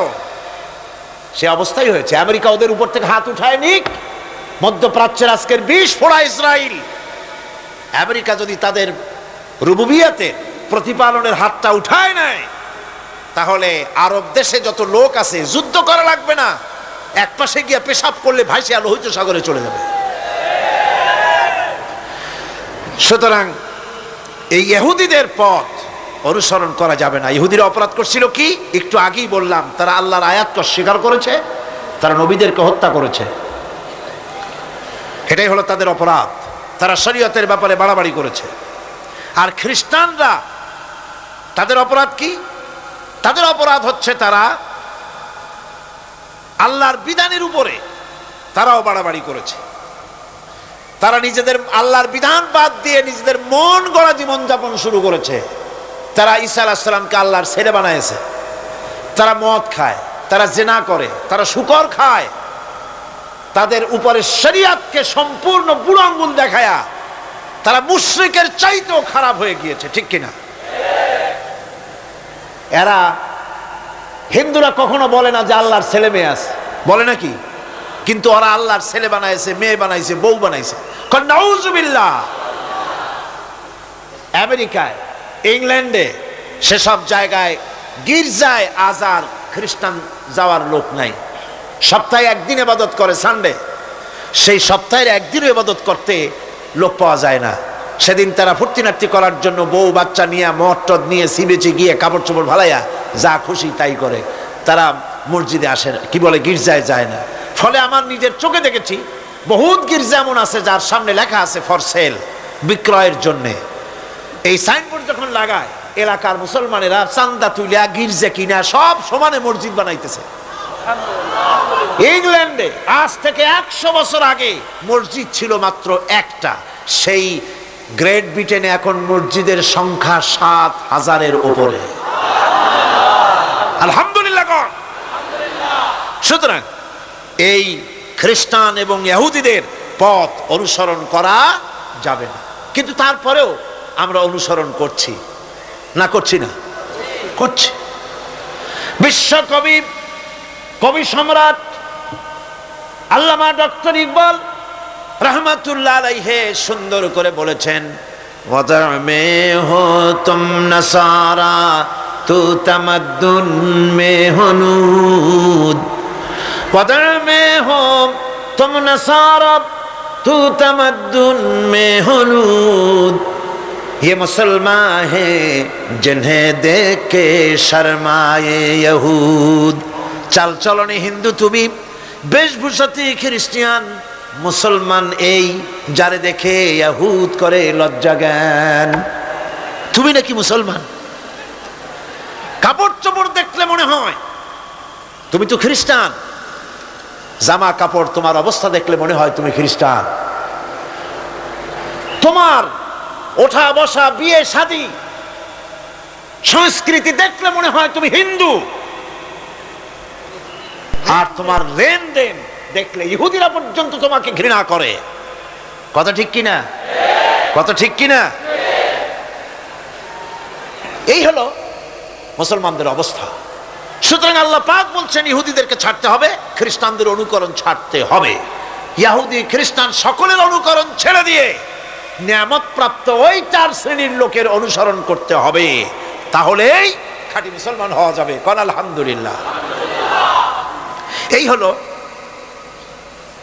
সূরা ফাতিহা, যা গত আজকের দিন সহ 5 দিন আমরা আলোচনা করলাম। কোন আলহামদুলিল্লাহ। এখন এই সূরা ফাতিহাকে আমি আপনাদের পকেটে উঠাই দিতে চাই, যাতে করে মনে থাকে। 5 দিনের অনেক কথা এক জায়গায় করে দিলে মনে করতে সুবিধা হবে, ঠিক কিনা? মনে রাখতে সুবিধা হবে। সূরা ফাতিহা আয়াত কয়টা? এই 7টি আয়াতের 7টি শিক্ষা আছে। সূরা ফাতিহার শিক্ষা 1, সকল প্রশংসা কেবলমাত্র হাদিস শরীফে এসেছে, ইদা মুদিহাল ফাসিকু ইহতাজ্জাতিল আরশ। যখন কোন ফাসিকের প্রশংসা করা হয়, যে ব্যক্তি নামাজ পড়ে না, রোজা করে না, দিন মানে না, ঈমান নাই, চরিত্র নাই, এমন লোককে যখন প্রশংসা করা হয়, আল্লাহ পাকের আরশ গোসায় থরথর করে কাঁপতে থাকে। সুতরাং সমস্ত প্রশংসা হবে কার? পার্লামেন্টে যখন বাজেট বক্তৃতা হলো, বাজেটের উপরে 39 ঘন্টা আলোচনার সুযোগ এলো। আমি দেখলাম প্রত্যেকেই আলোচনার সময় বলছেন, আমি স্মরণ করছি সহস্র বছরের অমুক, শ্রেষ্ঠ অমুক, আমার নেতা অমুক, এভাবে বলছে। প্রত্যেকেই দাঁড়িয়ে বলছে, আমি স্মরণ করি অমুক আর তমুক। আমি খুব চিন্তায় পড়ে গেলাম, আহারে, পৃথিবীর দ্বিতীয় বৃহত্তম মুসলিম দেশ, আমার আল্লাহর নাম উঠছে না। আমি সময় পেলাম 25 মিনিট। তথ্য মন্ত্রণালয়ের কলিজা তো পুঁটি মাছের মতো বড়, সেই জন্য আমার বক্তব্য তারা দেয় নাই। ওই 25 মিনিটে আমি যে আলোচনা করেছি, আমি প্রথম দাঁড়ায়া আমার তৃপ্তি, মনে হয় এই রকমের তৃপ্তি আমার কখনো নিকট বর্তমানে কোনোদিন হয়েছে কিনা আল্লাহই জানে। ওই দিন আমি যা তৃপ্তি পেয়েছি, আমি দাঁড়িয়ে বললাম নাহমাদু নুসাল্লি আলা হামদ সানা কুইয়া। তারপরে বললাম, আমি স্মরণ করছি হৃদয়ের সবটুকুন আবেগ উজাড় করে, জীবনের সব শ্রদ্ধা একত্রিত করে আমি স্মরণ করছি। যখন বলছি, দেখি 2 দিকের মানুষ হতচকিত হয়েছে, কার নাম কই? আমি বললাম, আমি স্মরণ করছি বিশাল ওই আকাশের মালিক, বিস্তীর্ণ এই জমিনের মালিক, কুল কায়নাতের মালিক আমার আল্লাহ রাব্বুল আলামিনকে স্মরণ করছি।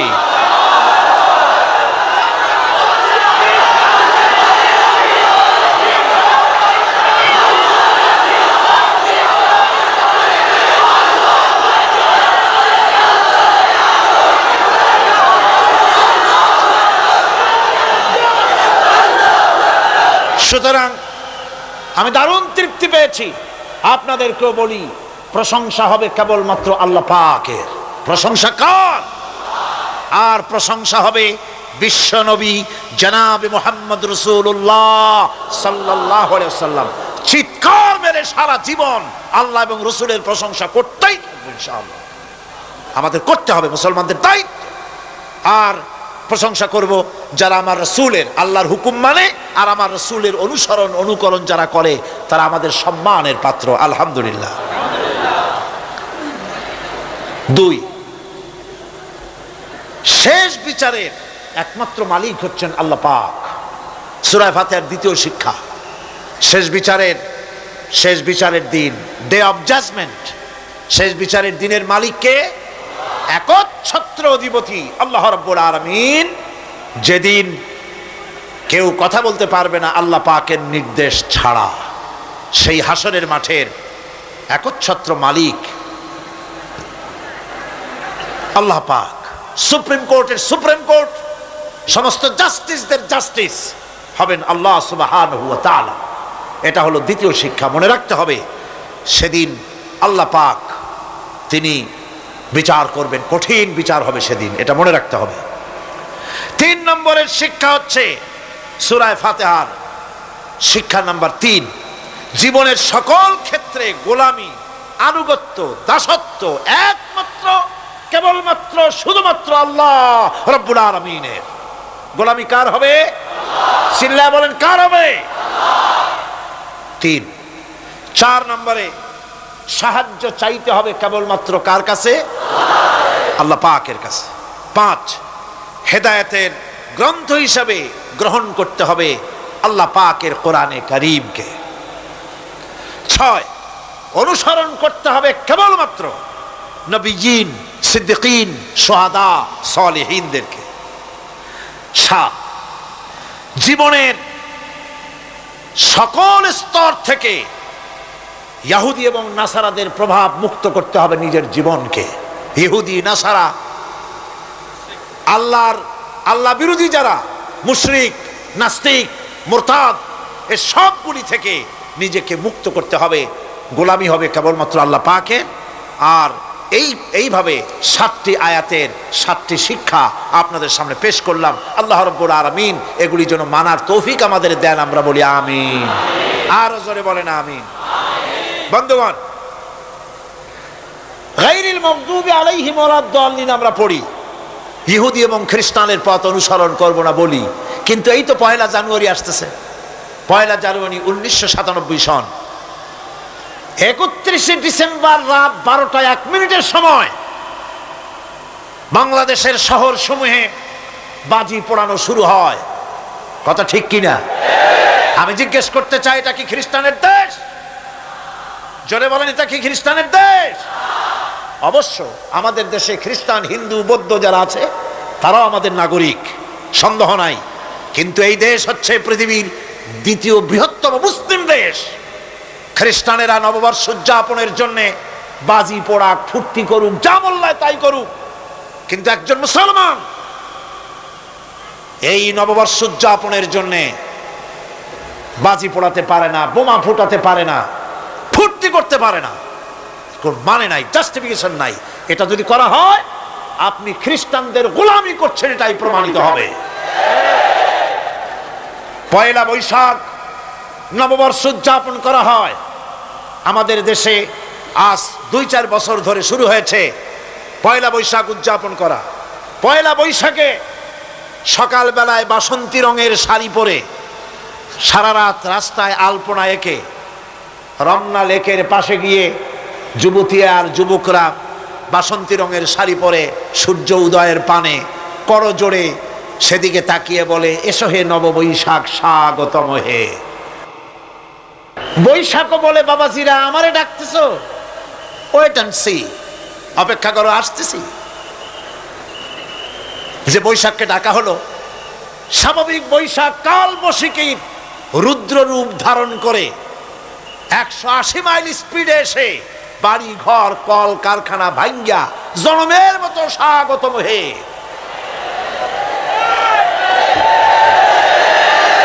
এরপর রাজনৈতিক নেতৃবৃন্দ এবং বুদ্ধিজীবী, ছাত্রছাত্রী, শিক্ষক, 1 শ্রেণীর শিক্ষকবৃন্দ মঙ্গল প্রদীপ জ্বালিয়ে দিনের সূচনা করেন। কুকুরের মুখোশ, গাধার মুখোশ, কুমিরের মুখোশ পরে মিছিল করেন। ঢোল আরো কি হাবিজাবি বাজাইয়া ফুর্তির চোটে শীতই পড়বে না খাড়া হয়ে থাকবে দিশা করতে পারে না। ঠিক কিনা কন? আমি জিজ্ঞেস করি, 1 বৈশাখের সাথে উদযাপন, নববর্ষ উদযাপনের সাথে মুখোশ পরার সম্পর্ক কি? গরু আর গাধার শূকরের মুখোশ পরে আপনি কি বুঝাতে চান যে নতুন বছরটা জাতির সাথে গাধার মতো ব্যবহার করবেন অথবা কুকুরের মতো? নাউযুবিল্লাহি মিন যালিক। মুসলমানদের জন্য জায়েজ নাই, হারাম হারাম। বৈশাখের কোনো গুরুত্ব নাই। 1 বৈশাখ যদি কিছু করতেই হয়, ফজরের নামাজ পড়ে, দরুদ পড়ে, তেলাওয়াত করে আল্লাহর কাছে মুসলমানের দোয়া করা দরকার। আল্লাহ, বিগত বছরটা পার করেছি গুনাহ করে, নাফরমানি করে, আগামী বছর আমাদেরকে নেককার বানাও, নামাজি বানাও, চরিত্রবান বানাও, দিনদার বানাও। বছরটা দেশের জন্য, জাতির জন্য কল্যাণকর করে দাও। ভালো হইতো না? ভালো হইতো না? ভালো হতো। কিন্তু কপাল খারাপ, সংস্কৃতির নামে আসছে বেহায়াপনা। ভারতীয় উৎসব হয় বাংলাদেশে, ইন্ডিয়ান ফেস্টিভ্যাল। আমি প্রশ্ন করতে চাই সরকারের কাছে, বাংলাদেশের উৎসব ভারতে হয় কিনা? যদি বাংলাদেশের উৎসব ভারতে না হয়, বাংলার মাটিতে ভারতের উৎসব কেন?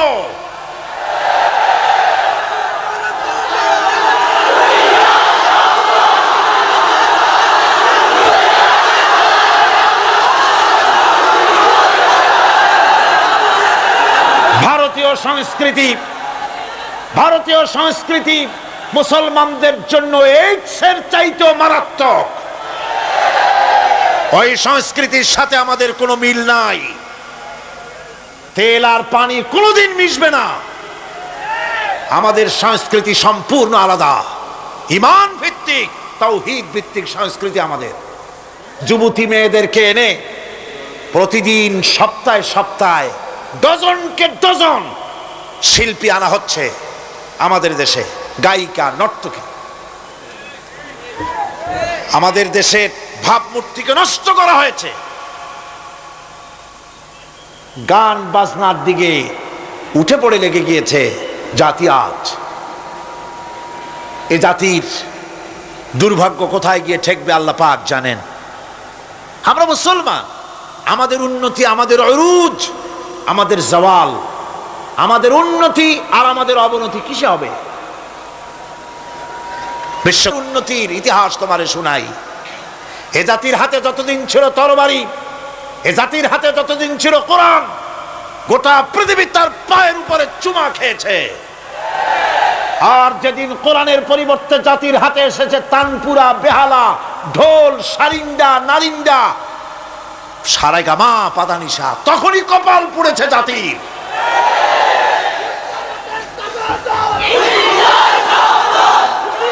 আজ আমাদের দেশে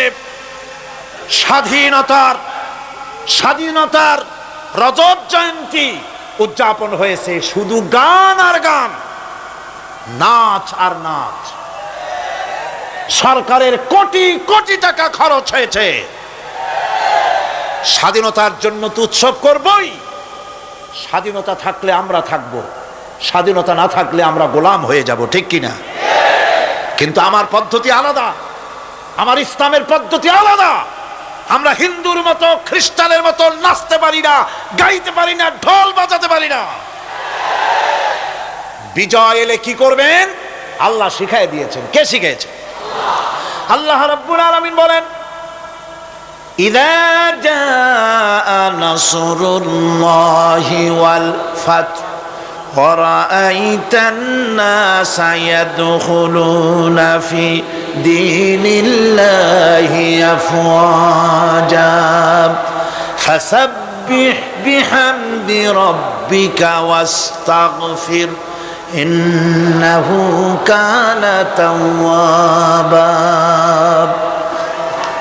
আল্লাহর পক্ষ থেকে যখন বিজয় আসবে, অনবী বিজয় যখন আসবে আল্লাহর পক্ষ থেকে, তখন আপনি দেখতে পাবেন আল্লাহর পক্ষ থেকে মদদ, বিজয় যখন আসবে, দলে দলে লোক ইসলামের মধ্যে প্রবেশ করবে। এই বিজয় দেখে আপনি কি করবেন? আপনার জন্য দায়িত্ব তখন ফাসাব্বিহ বিহামদি রাব্বিকা ওয়াস্তাগফির ইন্নাহু কানা তাওয়াবা। আপনি বেশি করে ইস্তেগফার করুন, বেশি করে তাসবিহ পড়ুন। রাসূল করিম সাল্লাল্লাহু আলাইহি ওয়াসাল্লাম এই সূরা নাজিল হওয়ার পর, ইসলামের চূড়ান্ত বিজয়ের মুহূর্তে এই সূরা যখন নাজিল হলো, রাসূল করিম সাল্লাল্লাহু আলাইহি ওয়াসাল্লাম, হাদিস শরীফে এসেছে, সারাক্ষণ বেশিরভাগ পড়তেন সুবহানাকা আল্লাহুম্মা ওয়া বিহামদিকা নাস্তাগফিরুকা ওয়া নাতুবু ইলাইক। সুবহানাকা পড়েন, সুবহানাকা আল্লাহুম্মা ওয়া বিহামদিকা নাস্তাগফিরুকা ওয়া নাতুবু ইলাইক। রাসূল করিম সাল্লাল্লাহু আলাইহি ওয়াসাল্লামকে হযরত আয়েশা সিদ্দিকা রাদিয়াল্লাহু তাআলা আনহা জিজ্ঞেস করেছেন, হুজুর আপনি এখন এই দোয়াটা এত বেশি বেশি করতেছেন কেন? হুজুর বলেছেন, এটা আমাকে পড়তে বলা হয়েছে, আমাকে ইস্তেগফার করতে বলা হয়েছে, আমাকে তাসবিহ করতে বলা হয়েছে। অর্থাৎ বিজয়ে বিনয়ী হও। স্বাধীনতা দেন আল্লাহ, টিকায় রাখার মালিকও সে আল্লাহর প্রতি রুজু হতে হবে, মাথা নত করতে হবে। ঢোল বাজাইয়া এই জাতির স্বাধীনতা রক্ষা করা যাবে না। গান গে নাটক করে ভারতীয় সংস্কৃতির উলঙ্গ বেহায়া নর্তকী এনে বাংলাদেশের স্বাধীনতা রক্ষা করা যাবে না। স্বাধীনতা রক্ষা করতে পারবে ইমানদার সাহসী সরকার। ইমানদার হতে হবে, সাহসী হতে হবে। স্পষ্ট করে ভারতকে জানিয়ে দিতে হবে, বাংলাদেশের বুকের উপর থেকে ট্রানজিট দেওয়া হবে না, হবে না, হবে না। আমাদের চট্টগ্রামের এই চট্টগ্রামের পোর্টকে থামুন, চট্টগ্রামের বীর চট্টলার পোর্টকে ভারতের জন্য মুক্ত হতে দেওয়া হবে না। এদেশের লক্ষ লক্ষ মানুষের জীবন যেতে পারে, ভারতকে ট্রানজিট দেব না। ভারতকে ট্রানজিট দেওয়ার অর্থ হলো ভারতের সেনাবাহিনীকে বাংলাদেশকে ওয়েলকাম করা, ভারতের ডেঙ্গু জ্বর, তাদের এইডস রোগ বাংলাদেশে আমদানি করা, বাংলাদেশকে ভুটান সিকিমের মতো ভারতের গোলাম বানিয়ে দেওয়া।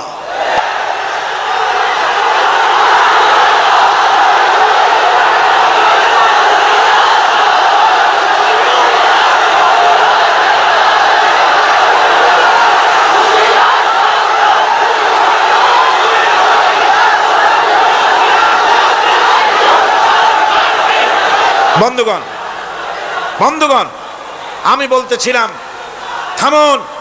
গায়রিল মাগদুবি আলাইহিম ওয়ালাদ-দাল্লিন, খ্রিস্টান, ইহুদি, হিন্দু, মুশরিক কার অনুসরণ করব না। অনুসরণ করব কয় শ্রেণীর? 4 শ্রেণীর। নবীয়িন, সিদ্দিকিন, শুহাদা, সালেহিন। কোন আলহামদুলিল্লাহ। এরপর আমরা মুসলমান, কিন্তু আমাদের বিবাহ অনুষ্ঠান যখন হয়, এই বিবাহ অনুষ্ঠানগুলি আমরা কি মুসলমানদের মতো করি? জবাব চাই, করি? আপনারা যে হলুদ অনুষ্ঠান করেন, শরীয়তের কোন জায়গায় আছে? এই হলুদ অনুষ্ঠান হিন্দুদের কাছ থেকে আমদানি হয়েছে। একটা হলুদ অনুষ্ঠানে যা খরচ হয় তা দিয়ে 6টা বিয়ে করানো যায়। সুতরাং আজ থেকে তওবা করুন, আমরা আর হলুদ অনুষ্ঠান করব না। রাজি আছেন? রাজি আছেন? বিবাহের নামে অপসংস্কৃতির জায়গা আমরা করে দিতে পারি না। যৌতুক যেমন হারাম, গত মাহফিলে বলেছি, মনে আছে না? মনে আছে কিনা? যৌতুক যেমন হারাম। যৌতুক কি আপনারা নেবেন নাকি? মেয়েওয়ালাদের উপরে চাপ সৃষ্টি করবেন না, জায়েজ নাই। মেয়েওয়ালারা যদি ইচ্ছে করে কিছু দেয়, নিবেন। আমি তো আশা করেছিলাম যে সংসদ নেত্রী, প্রধানমন্ত্রী মহিলা, বিরোধী দলীয় নেত্রীও মহিলা, সুতরাং মহিলাদের উপরে তাদের দরদের খাতিরেই তারা যৌতুক বিল উত্থাপন করবেন, কিন্তু তারা করেন নাই। তাদের উচিত ছিল যৌতুককে ঝাঁটা মেরে বঙ্গোপসাগরে ফেলে দেওয়া, ওনারা তা করেন নাই। কিন্তু আমি ইনশাআল্লাহ সংসদে যৌতুক বিল জমা দেব ইনশাআল্লাহ। আমি একা অথবা আমরা 3 জন যাই হই, সংসদে আমি কখনো একাকিত্ব ফিল করি না, কারণ আল্লাহ রাব্বুল আলামিন আমার সাথে আছেন। এই যৌতুক বিরোধী বিল উত্থাপন করে যৌতুক বন্ধ করতে হবে। 2 নম্বরের কথা হচ্ছে, মেয়েওয়ালারা তারাও আবার একটা খারাপ কাজ শুরু করেছেন, সেটা হলো বেশি পরিমাণের মহারানা চাপায় দেওয়া। মহারানা এটা শরীয়ত কোনো বাধ্যে টেন্দে দেয় নাই। ছেলেপক্ষ যদ্দূর দিতে পারে সেইটা মেয়েওয়ালাদের আন্দাজ থাকা উচিত। অহেতুক যৌতুক, অহেতুক মহারানা চাপায় দিবেন না। এটা একটি ট্র্যাডিশন হয়েছে। 5,55,515 টাকা 1 পয়সা, এটা বাজে কাজ। 11 লক্ষ, হ্যাঁ, যদি ছেলেওয়ালা দেওয়ার মতো হয়, স্ত্রী দেন না, কোনো ক্ষতি নাই। আল্লাহ তো কোরআন শরীফে বলেছেন, তোমার বউরে যদি তুমি পাহাড় সমান সম্পদ দাও, কণা মাত্র ফিরায় নিও না। সুবহানাল্লাহ। আর মহারানার টাকাকে ফরজরূপী দায়িত্ব হিসাবে আদায় করে দাও। কাজী যে মহারানা আদায় হতে পারে এই রকমের মহারানা দেওয়া উচিত। অতিরিক্ত চাপায় দিতে পারবে না। কিয়ামতের দিন ওই পুরুষটাকে আল্লাহর দরবারে জেনা আকারের কাতারে দাঁড়াতে হবে।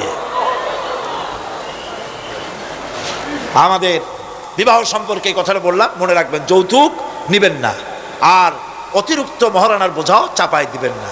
তবে যা দিতে পারে সেই রকমই আপনারা দিবেন। এরপরে আর একটা জিনিস আমাদের দেশে চালু আছে, যা হিন্দু খ্রিস্টানদের সঙ্গে মিলে যায়, তা হচ্ছে কোনো সম্মানিত লোক মারা গেল, তার জন্য নীরব হয়ে দাঁড়ায় থাকা। আমাদের পার্লামেন্টের একজন সদস্য মারা গেলেন, সংসদে প্রস্তাব উঠল 1 মিনিট নীরব হয়ে দাঁড়ায় থাকেন। আমি বললাম, স্পিকার সাহেব 1 মিনিট দাঁড়ায় থাকলে যদি সওয়াব হয় তো 1 মিনিট কেন, আসুন আমরা 25 মিনিট খাড়াই থাকি। আর যদি কোনো সওয়াবই না হয় তাহলে এই প্রহসন কেন? আমরা তো আমাদের মা বাপের কবরের কাছে গিয়া কোনোদিন ভূতের মতো খাড়াই থাকি না, সেখানে তো অবশ্যই আমরা দোয়া দুরূদ পড়ি, ঠিক কি না? বললাম, স্পিকার সাহেব আমার মাহফিল যদি হতো তা আমি বলতাম সূরা ফাতিহা পড়েন, ইখলাস পড়েন, দরুদ শরীফ পড়েন। এটা আপনার মাহফিল, এটার গার্ডিয়ান আপনি, এটার অভিভাবক আপনি। আপনি সকলকে বলেন সূরা ফাতিহা, সূরা ইখলাস পড়তে। মাননীয় সম্মানিত স্পিকার সাথে সাথে বললেন সকলকে আপনারা ফাতিহা পড়েন, ইখলাস পড়েন, দরুদ শরীফ পড়েন। আলহামদুলিল্লাহ, বলেন আলহামদুলিল্লাহ। আমরা চেষ্টা করছি সংসদের ভেতরে একটা গুণগত পরিবর্তন আনার জন্য। আল্লাহ যেন তৌফিক দেন, জনগণ আমিন। ভাইরা আমার, সুতরাং এই সমস্ত হচ্ছে খ্রিস্টান ইহুদিদের কাস্টমস, তাদের ট্র্যাডিশন, এর সাথে আমাদের কোনো সম্পর্ক নাই।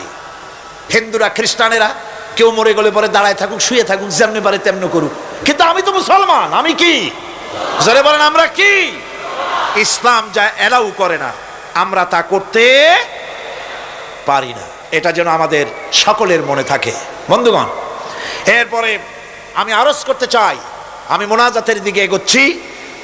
আমি বুঝতে পারছি মানুষের প্রচন্ড কষ্ট হচ্ছে, মা বোনদের, ভাইয়েদের। এরপরে যে কথাটি আমি বলতে চাই সেটা হলো, বাংলাদেশ হচ্ছে ইসলামের ঘাঁটি, ইসলামের দুর্জয় ঘাঁটি। আমাদের এই দেশে আল্লাহর দ্বীন কায়েম করতে হবে, জমিন আল্লাহর। আমি জিজ্ঞেস করতে চাই, এই লক্ষ লক্ষ জনতার কাছে জমিন কার? আমি খুশি হইতে পারলাম না। আপনারা আল্লাহর নামটা কি জোরে নিছিলেন? গায়ে যত শক্তি আছে ওই শক্তি দিয়ে আল্লাহর নামটা নিছিলেন? যদি না নিয়ে থাকেন, সবটা শক্তি নিয়ে আপনারা বলেন জমিন কার? আরো জোরে বলতে হবে, জমিন কার? আকাশ কার? বাতাস কার? এ মানব গোষ্ঠী কার? আইন চলবে কার? সুতরাং আল্লাহর আইনের উল্টা ধর্মনিরপেক্ষতাবাদ, জাতীয়তাবাদ, পুঁজিবাদ, সমাজতন্ত্র মানি না, মানি না, মানি না।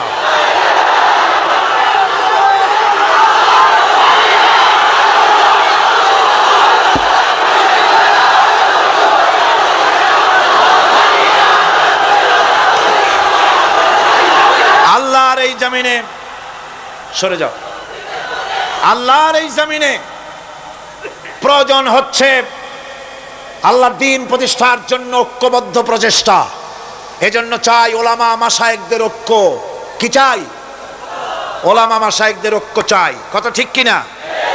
কিন্তু আমাদের দেশের এক শ্রেণীর ওলামা আছেন, তাদের প্রতি সম্পূর্ণ শ্রদ্ধা জানিয়েই বলছি, ওনারা বুঝতে পারেন না, ওনাদের অজান্তেই ওনাদেরকে নির্বাচনে খাড়া করে দেয় পয়সা দিয়া। হুজুর আপনার খরচ হবে না, যা লাগে দিয়ে দেব। আপনার মতো লোক যদি নির্বাচন না করে, আপনি যদি পার্লামেন্টে না যান, তো পার্লামেন্ট দিয়ে হবে কি? ওই হুজুর বোঝেন না যে আমি পার্লামেন্টে যাই করবো নাকি? ওখানে যাই কড়িকাঠ জানলার দরজা কয়টা গুনিয়েই গুলি দিতে পারবে না। ওনার জামানত বাজেয়াপ্ত হবে, উনি তা নিজেও জানেন। তারপরেও ইসলামী আন্দোলনের একটা লোক যদি ফেল করানো যায়, সেজন্যই সম্পূর্ণ ইখলাসের সাথে উনি দাঁড়ায় যান। আর এজন্যে পার্শ্ববর্তী দেশ থেকে কিছু লোক আসেন, তারা এসে এদেশের মুসলমান এবং ওলামাদের মধ্যে অনৈক্য ঘটায় যান। তারা যত বড় আলেম হোক আর পীর নামের হোক, আমি তাদেরকে সাবধান হতে বলি, আপনার রাজনীতি আপনার দেশে করুন, আওলাদ রাসূলের নাম লাগাইয়া বাংলাদেশের রাজনীতিতে নাক গলাবেন না।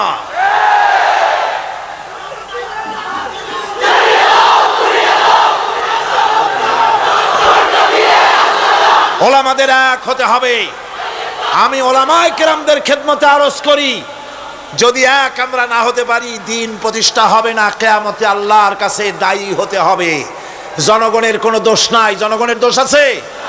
জনগণের দোষ আমি দেই না। বিশ্বাস করুন, যদি আল্লাহ না করুন এদেশে ইসলামী আদর্শ বাস্তবায়িত না হয়, ইসলামী স্টেট কায়েম না হয়, তাহলে কিয়ামতের দিন আলেম, ওলামা, পীরেরা জনগণের চাইতে সবচাইতে বড় আসামি হবে কিয়ামতে। আল্লাহ পাক এই জাতির ওলামাদের এ জাতির রাহবরদেরকে ঐক্যবদ্ধ হওয়ার তৌফিক দান করুন। ওনারা যত ফতোয়া দেন সমস্ত ফতোয়া ইসলামী আন্দোলনের বিরুদ্ধে। মদখোরের কাছ থেকে টাকা নিতে আপত্তি নাই, নিজের মঞ্চে জেনাকার খুনি মদখোরকে নিয়ে এক প্ল্যাটফর্মে বসে বক্তৃতা করতে আপত্তি নাই, কিন্তু ইসলামী আন্দোলনের লোককে মঞ্চে জায়গা দেয় না। সমস্ত ফতোয়া ইসলামী আন্দোলনের বিরুদ্ধে তারা দেন। আমি তাদেরকে অনুরোধ করব, আসুন, ঐক্যবদ্ধ হওয়া ছাড়া পথ নাই আল্লাহর দ্বীন প্রতিষ্ঠার জন্য। আর মনে রাখবেন, আপনারা যে ষড়যন্ত্রের শিকারে পরিণত হয়েছেন, যদি দ্বীন প্রতিষ্ঠা না হয়, আর তারা যে স্বপ্ন দেখছে, ইন্ডিয়া এবং তার অনুসারীরা নাস্তিকরা যে স্বপ্ন দেখছে, তা যদি বাস্তবায়িত হয়, কে জামাত করে, কে শিবির করে, কে ফুরফুরার মুরিদ, কে সরসিনার মুরিদ, কে অমুক ইন্ডিয়ার পীর সাহেবের মুরিদ, পাকিস্তান পীর সাহেবের মুরিদ, এগুলা তালাশ করা হবে না। হবে? ওই যে রাশিয়া এসে ঢুকছিল কোথায়, আফগানিস্তানে, সেইখানে সব আলেম ওলামারা জঙ্গলে যাইয়া এক হইল। ওই যে একজন বলছিল যে আমি গেলাম, আমার ছেলে গেল তার মামু বাড়ি, মাইয়া গেল তার নানা বাড়ি, বউ গেল তার বাপের বাড়ি, আমি গেলাম আমার শ্বশুর বাড়ি, যাই দেখি সব এক জায়গায়। এই লোকগুলি আলেম ওলামা পীর বুজুর্গ সব গিয়া পাহাড়ের মধ্যে এক জায়গায় হয়েছে। হায় হায়, সুন্নি কড়া সুন্নি, গোলাপি সুন্নি, ওহাবি ঠান্ডা সুন্নি, তারপরে দেওবন্দি, সব এক জায়গায়। হায় হায়, কি সর্বনাশটা করলাম। যদি ঐক্য থাকতাম তাহলে কি আলাসি আমাদের উপরে হামলা হতে পারতো, করতে পারতো? চোখের পানি ফেললো, কানলো, একে অপরকে জড়াই ধরলো। তখন অনেক সর্বনাশ হয়ে গেছে, অনেক জীবন দিতে হয়েছে এই ঐক্যের পর। তারপরে আল্লাহ মেহেরবানি করেছেন তওবা করার কারণে। কিন্তু আমাদের দেশে অনৈক্যের কারণে, আল্লাহ না করুন, যদি এখানে ইসলামের দুশ্মন যারা, আজ তো তারা রেডিওতে বসে আছে, আজ তো তারা টিভিতে বসে আছে, আজ তো তারা নাটক তৈরি করে, আজ তারা সিনেমা তৈরি করে। গুলিস্তান के हर शाख पर उल्लू बैठे हैं, फिर अंजाम गुलिस्तान क्या होगा। ফুল বাগিচার ডালে ডালে হুতুম পেচারা বসে আছে, এ ফুল বাগানের অবস্থা কি হবে? নাস্তিক, মোরতাদ, বেঈমান সব এগুলিকে দখল করে আল্লাহর দ্বীনকে বুড়ো আঙ্গুল দেখাবার প্রচেষ্টা চালাচ্ছে। যদি তাদের স্বপ্ন কামিয়াব হয়, তাহলে মনে রাখবেন, ওই কাবলির মতো, যে কাবলি এসে দেখছিল যে বাঙালি ছেলে, বাংলাদেশি ছেলে, সে জাম খেতেছে, জিজ্ঞেস করছে তুম সব ক্যা খায়া করতে হো? বলছে হাম সব জাম খায়া করতে হ্যাঁ। কাবলি বলছে হাম খা सकते हैं, क्यों नहीं, जरूर तशरीफ लाइए दरख्त पर और मजे से खाइए। আসেন, গাছে ওঠেন, জমের খাওয়া খান। কাবলি উঠছে, এখন ও তো আর বোঝে না যে কোনটা ভালো লাগবে, কাঁচা পাকা যা পায় তাই খায়, মুখ গেছে কষে ভরিয়া। কয় এত মজা লাগে না, মজা লাগবে কোনটা, কেমনে কি তোমরা খাও কেমন? ছেলে বলতেছে দেখো কালা কালা যেগুলি আছে ওইগুলো খাও, এগুলি হলো মজা। সে তখন কালো কালো খাচ্ছে, ওই কালো জামের উপরে বসা ছিল কালো ভ্রমর। আপনারা কি কন? ভ্রমর, এই ভ্রমর বসা আছে জামের উপর।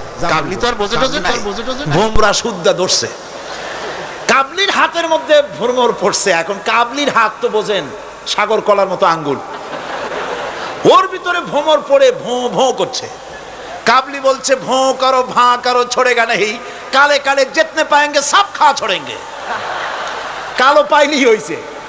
সুতরাং ইসলাম বিরোধীরা যদি সুযোগ পেয়ে যায়, দেওবন্দি মাদ্রাসায় কে পাশ করেছো, পটিয়াকে, হাটহাজারীকে, ফুরফুরাকে, সরসিনাকে, দেওবন্দিকে, আলিয়াকে দেখা হবে না, পাইকারি ধরে দাড়ি টুপি ধরে ধরে হত্যা করা হবে।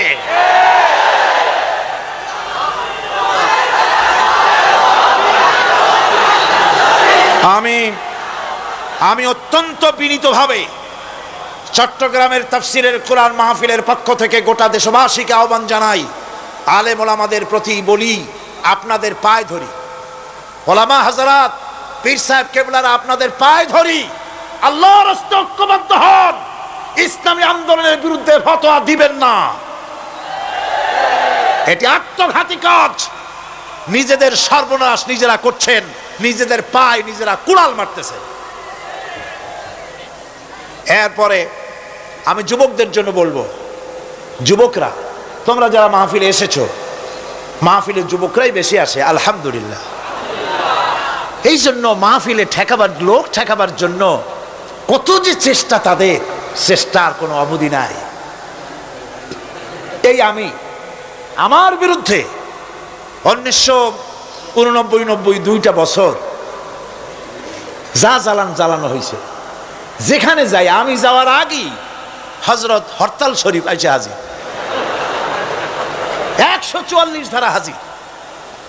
তো মাবুদের মেহেরবানি, জনগণ কোরআনের পাগল, বাংলাদেশের জনগণ যেখানে 144 দিয়েছে সরকার, জনগণ সেখানে 288 বানায় দিছে।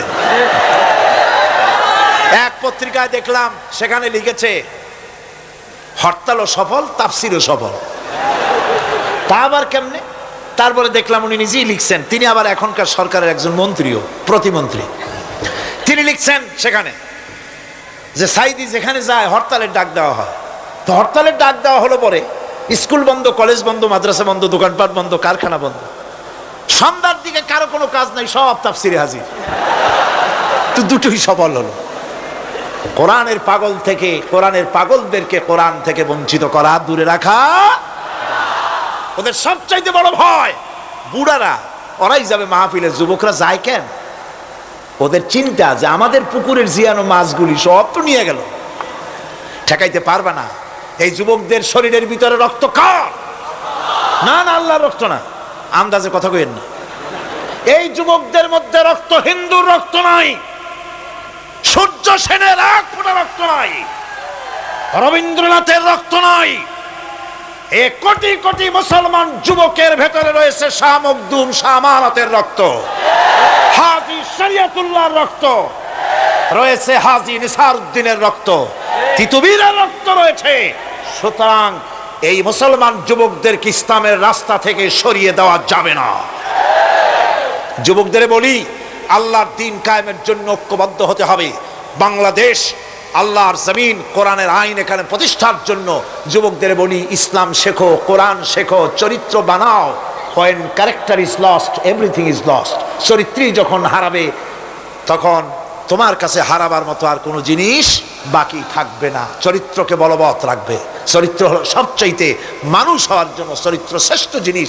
এই চরিত্রকে তোমরা হেফাজত করবে, 5 ওয়াক্ত নামাজ পড়বে, ওয়াকুনু মা'আস সাদিকিন, সত্যবাদীদের সাথে থাকবে।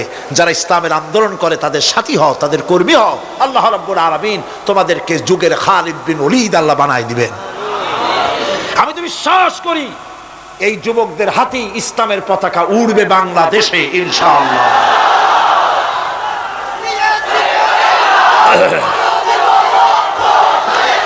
এই যুবকদের কথাই আল্লাহ পাকের নবী বলেছেন। নবীজি বলেছেন, কিয়ামতের দিন যেদিন কোনো ছায়া থাকবে না, আল্লাহর আরশ ব্যতীত আরশের ছায়া ছাড়া কোনো ছায়া থাকবে না, ওই দিন আরশের নিচে 7 শ্রেণীর লোকেরা জায়গা পাবে। ওর ভিতরে হবে এক শ্রেণী হবে ওয়াশাবুন নাশা ফি ইবাদাতিল্লাহ, ওই সব যুবক যারা রাত কাটিয়েছে আল্লাহর ইবাদত করে, চোখের পানি ফেলেছে, তাদের জন্য জান্নাত যুবকদের জন্য। আমি আগেও বলেছি, বুড়োরা কেউ ভেস্তে যাবে না, চিন্তা করে কোনো লাভ নাই।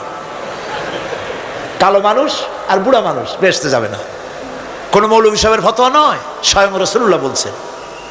এখন তো বুড়ো মানুষেরা মহা মুসিবতে পড়ছেন, আমিও আপনাদের দলে, চিন্তার কারণ নাই। রাসূলুল্লাহ বলেছেন, বুড়া কালো মানুষ কান্দো না, কান্দার কোনো দরকার নাই। তুমি যখন বেহেশতে যাবে তুমি বুড়ো থাকবে না, আল্লাহ জওয়ান বানাই দিবেন। কালো মানুষ কালো থাকবে না, জান্নাতে যাওয়ার সময় আল্লাহ পাক পূর্ণিমার চাঁদের চাইতেও সুন্দর বানাই দিবেন। সুতরাং যুবকেরা, বেহেশত তোমাদের জন্য, এই বেহেশতের জন্য তৈরি হও, জান্নাতে যাওয়ার জন্য তৈরি হও। এই দুনিয়ার নারী বাড়ি গাড়ি তুচ্ছ আল্লাহর জান্নাতের সামনে। সাহাবায়ে কেরাম জীবন দিয়েছেন জান্নাতের আশায়। সেই জান্নাতের আশা, জাহান্নামের ভয় আর জান্নাতে যাওয়ার লোভ প্রত্যেকটি যুবকের রক্তের ফোঁটায় ফোঁটায় আল্লাহ ঢুকায় দিক। যুবতী মেয়েদেরকে বলবো, ছাত্রী যারা এসেছেন মহিলাদের মধ্যে, এদেশে ইসলামী ছাত্রী সংস্থা নামে একটি সংস্থা আছে, মেয়েদেরকে দিন শিখায় তারা।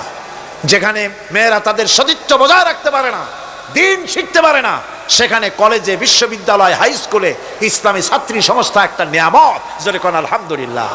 সব ভাইদেরকে আর মায়েদেরকে বলবো, আপনারা আপনাদের মেয়েদেরকে ছাত্রী সংস্থার সাথে দিন শেখার জন্য, ঈমান শেখার জন্য, চরিত্র শেখার জন্য আপনি তাকে দিয়ে দেন। 1 বছর 6 মাস পরে ওই মেয়েকে দেখলে আপনার চোখ ঠান্ডা হয়ে যাবে। আলহামদুলিল্লাহ, দিনদার হবে, নামাজি হবে, পরেজগার হবে।